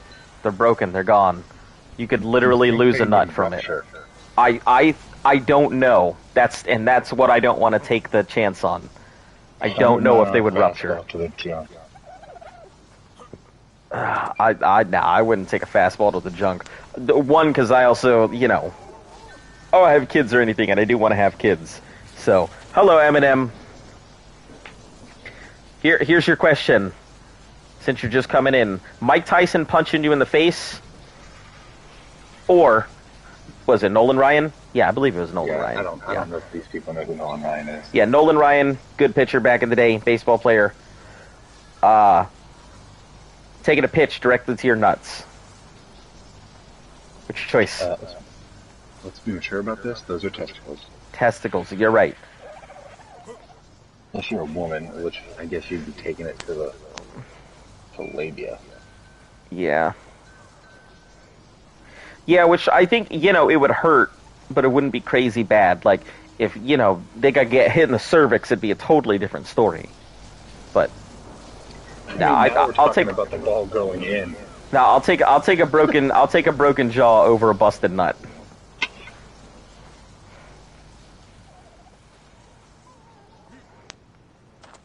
I got another one for you. Yeah. Would you rather light a firecracker and then ball a fist up onto it until it blows up, or have your head held underwater for 2 minutes?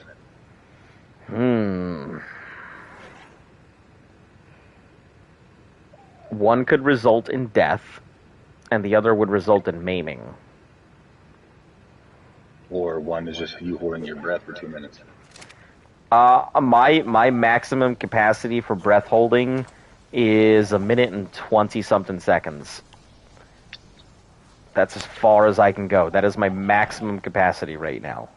1:20. And I don't know if I could sit there for 40 seconds, death struggling. Passing out and probably dying. Mike Tyson, probably because the pain of a busted nut is horrific. Busted nut. Uncle tried to drown me, was horrible. Damn. You had some family issues there. No, I'll take the firecracker. I'll take my chances with maim hand over drowning.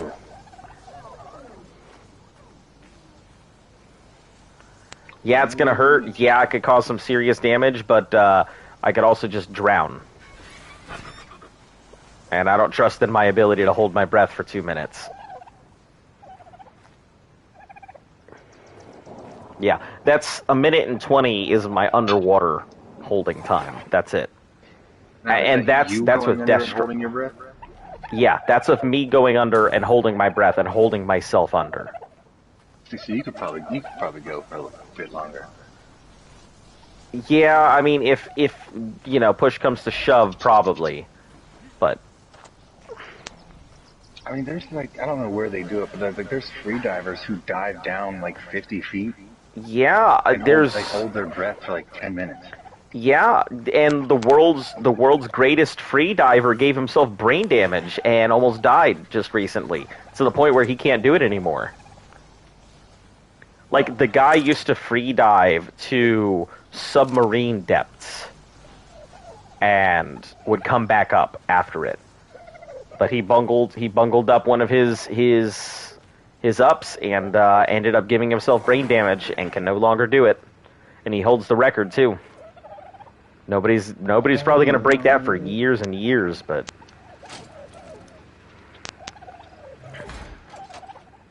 yeah, I still can't see that being a great option.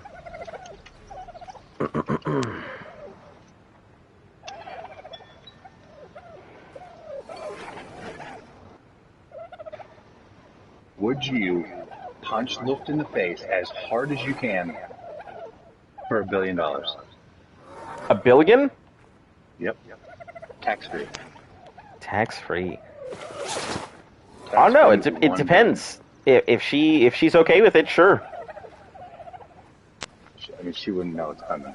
She wouldn't know it's coming, and I get $1 billion. And you get $1 billion, but you gotta sucker punch the shit out of her. I mean, the real question here is, do you think $1 billion is enough for Luft to forgive you? No, she's not a money kind of person. She really doesn't care about the money.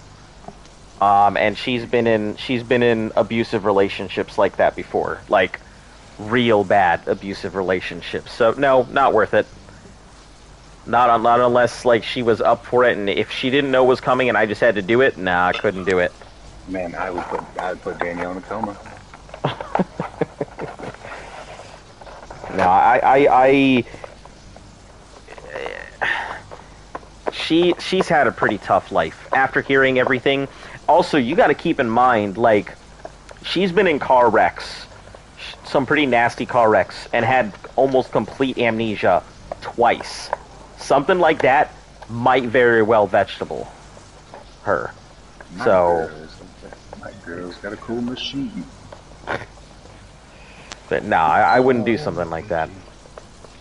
We almost got raided, but we didn't. Well, I mean, then you didn't get raided.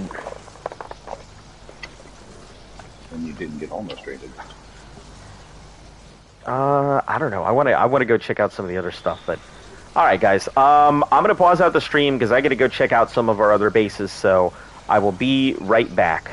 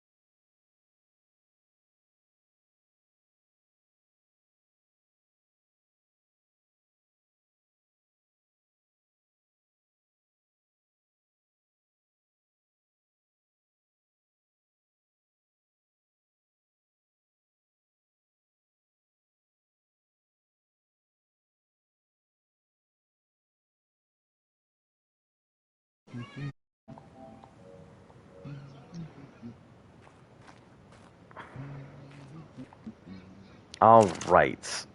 Hello, everyone. Welcome back. Yeah, there's going to be a couple server transfers while I check our bases, make sure everything's good.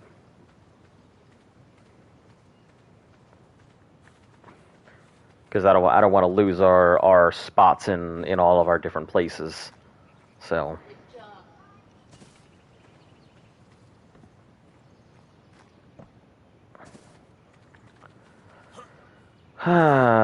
Man, I kind of miss this place. Where you at, Switch? No, I'm on the island. I kind of miss this place.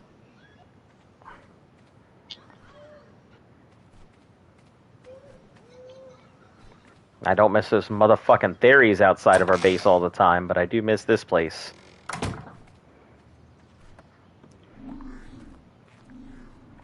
Alright, let's see if there's anything that I can take and transfer back that would be worth it. The captain hat. That might be good to transfer back. Let's see.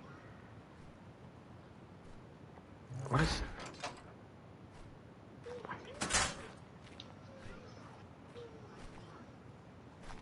Is that like a wild dimorph just chilling? It is a wild dimorph just stuck here. That's funny. Island is poo-poo. I don't know. I mean, I spent 4 months here. It's hard to just like write it off. It's not the worst. Yeah, I mean, there's a lot worse places. Let's see. Hats, Alpha Broodmother trophy, our diving gear. What was this actually? Okay. Bone Carno.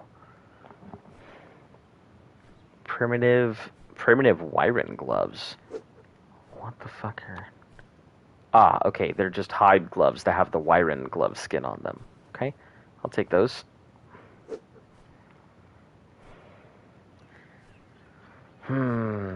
Oh yeah, all of these other stuff that we have on here. Rock golems and basilisks, Procoptodons. All these nice little chibis. Rex bionic skins.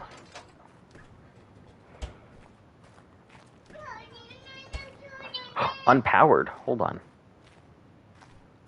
Oh, yeah, we took everything out. I forgot. I was like, unpowered, oh no! Greenhouse stuff, we'll take that. Obsidian, I guess I can take that. Works. Oil, sure. Black pearls, I guess. Scrap metal. Alright, anything upstairs? Probably not. It's so quiet here. I'm used to walking in here and everything just being constantly, like, chittering, but there's no dimorphs.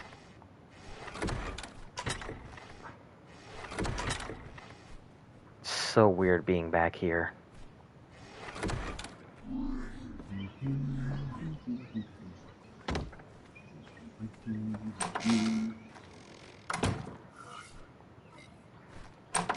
We're gonna have to come back here at some point because we need to go knock out bosses for Element to keep the generators running.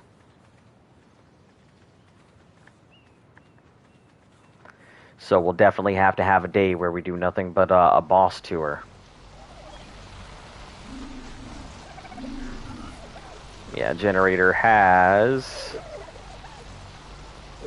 It has 104 element left in it. A little bit. Yeah, it's a little bit. It'll last. That's long enough. More than what I'm working with on Aberration. Let's see, a whole bunch of Rexes, a whole bunch of Dimorphs. It's what? I think I've got like 6. You have 6 on your Aberration? Yeah. Damn.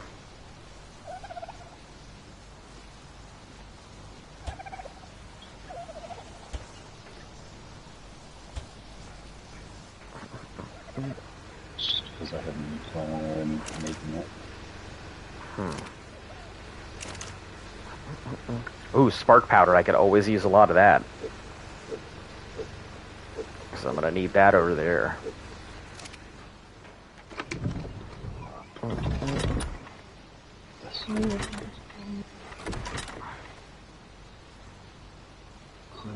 Ingots. Would ingots be worth it carrying back? I guess. I suppose I could always use metal ingots.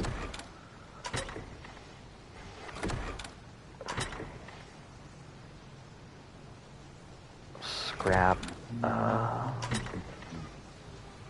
Bars of soap. Oh, deathworm horns. Woolly rhino horns. Right, I forgot about those. Use those for mind wipes. What in the fuck is that? Glowtail eggs.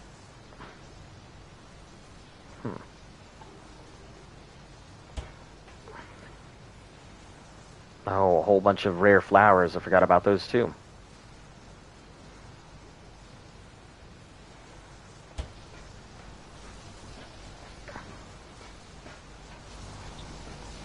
Alright, do I have anything that I want or could or care to take back here? I guess the dye would be nice. Let's see, bullets, I don't need those. Not yet.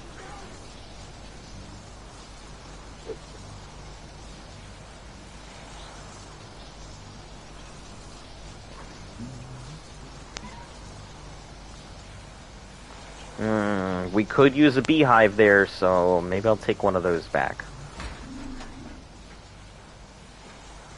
Just one beehive is enough. Is it PvE? Yeah, all of our stuff is PvE. You know, we haven't been playing on PvP. The challenge would be pretty impossible to do on PvP. Alright, we got like 5 minutes. That'll give me a break, a chance to go ahead and fill up my water here, get some food. So I'll be back in about 5 minutes, guys.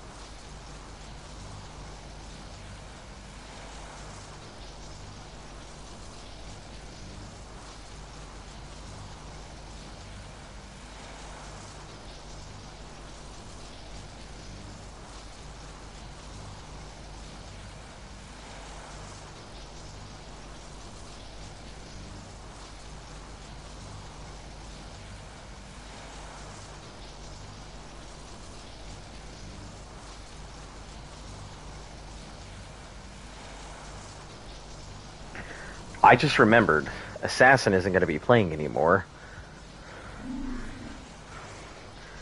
And I haven't looked in Assassin's Vault in forever.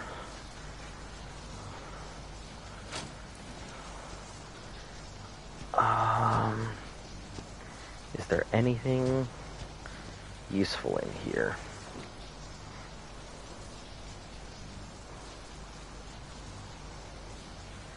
Bone dino stuff.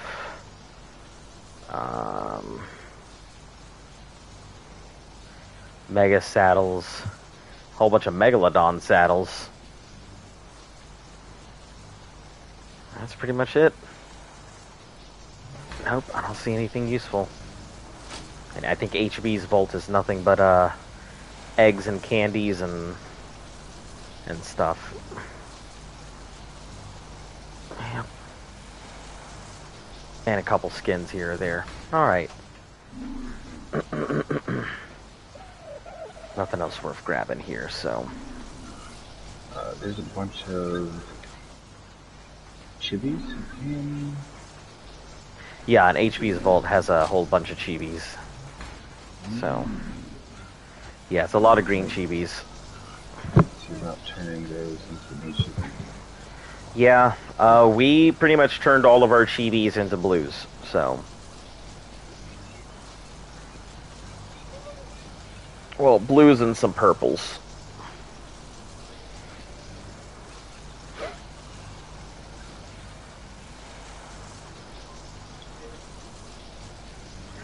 Alright, I'll convert this to data and then we'll be on our way to the next spot. Hmm?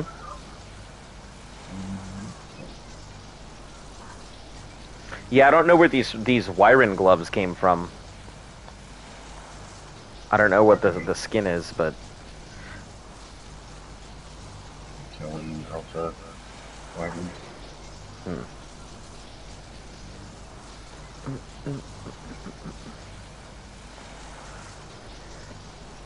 Yeah, I think of everything I'm bringing back.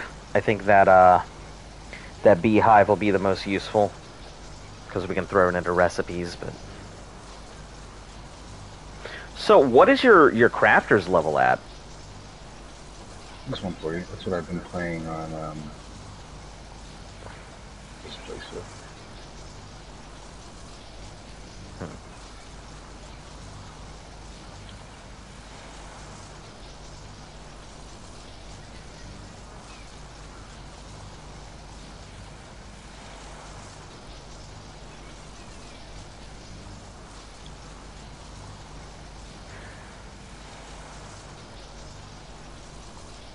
Right, let's move these over.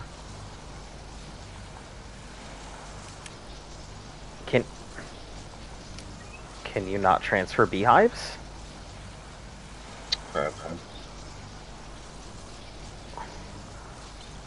Oh, so you can't transfer the actual hive structure. Yeah, you have to grab one. Man. Alright, I wish I had known that before. I don't want to sit here and wait, so I guess I'll be back with that eventually.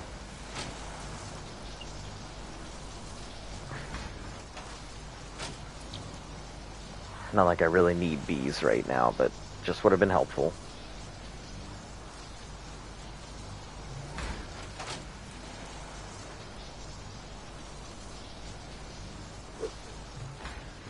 Okay, stock this thing up.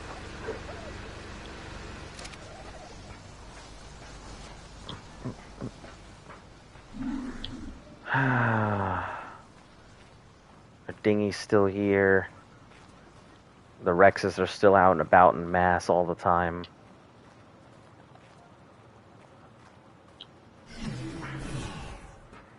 Need Beelzebufo? Maybe. Maybe an offer on these 4 ingots? How many? Wow, people are fucking trading Beelzebufos? Why wasn't this shit going on when I was here? That's hilarious. All comes full circle. Breeding pair of Beelzebufos. And it's people that we used to play around here with too. Guess everybody finally took it to heart.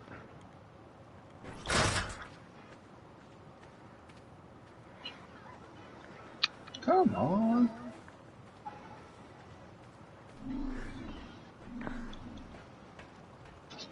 Shouldn't have anything more in these fridges. Yeah, I think they're all condensed over on that side.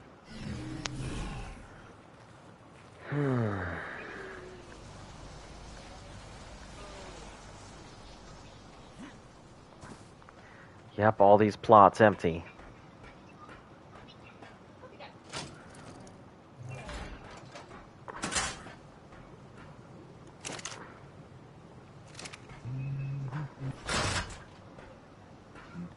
I may as well get some drink of water while I'm here.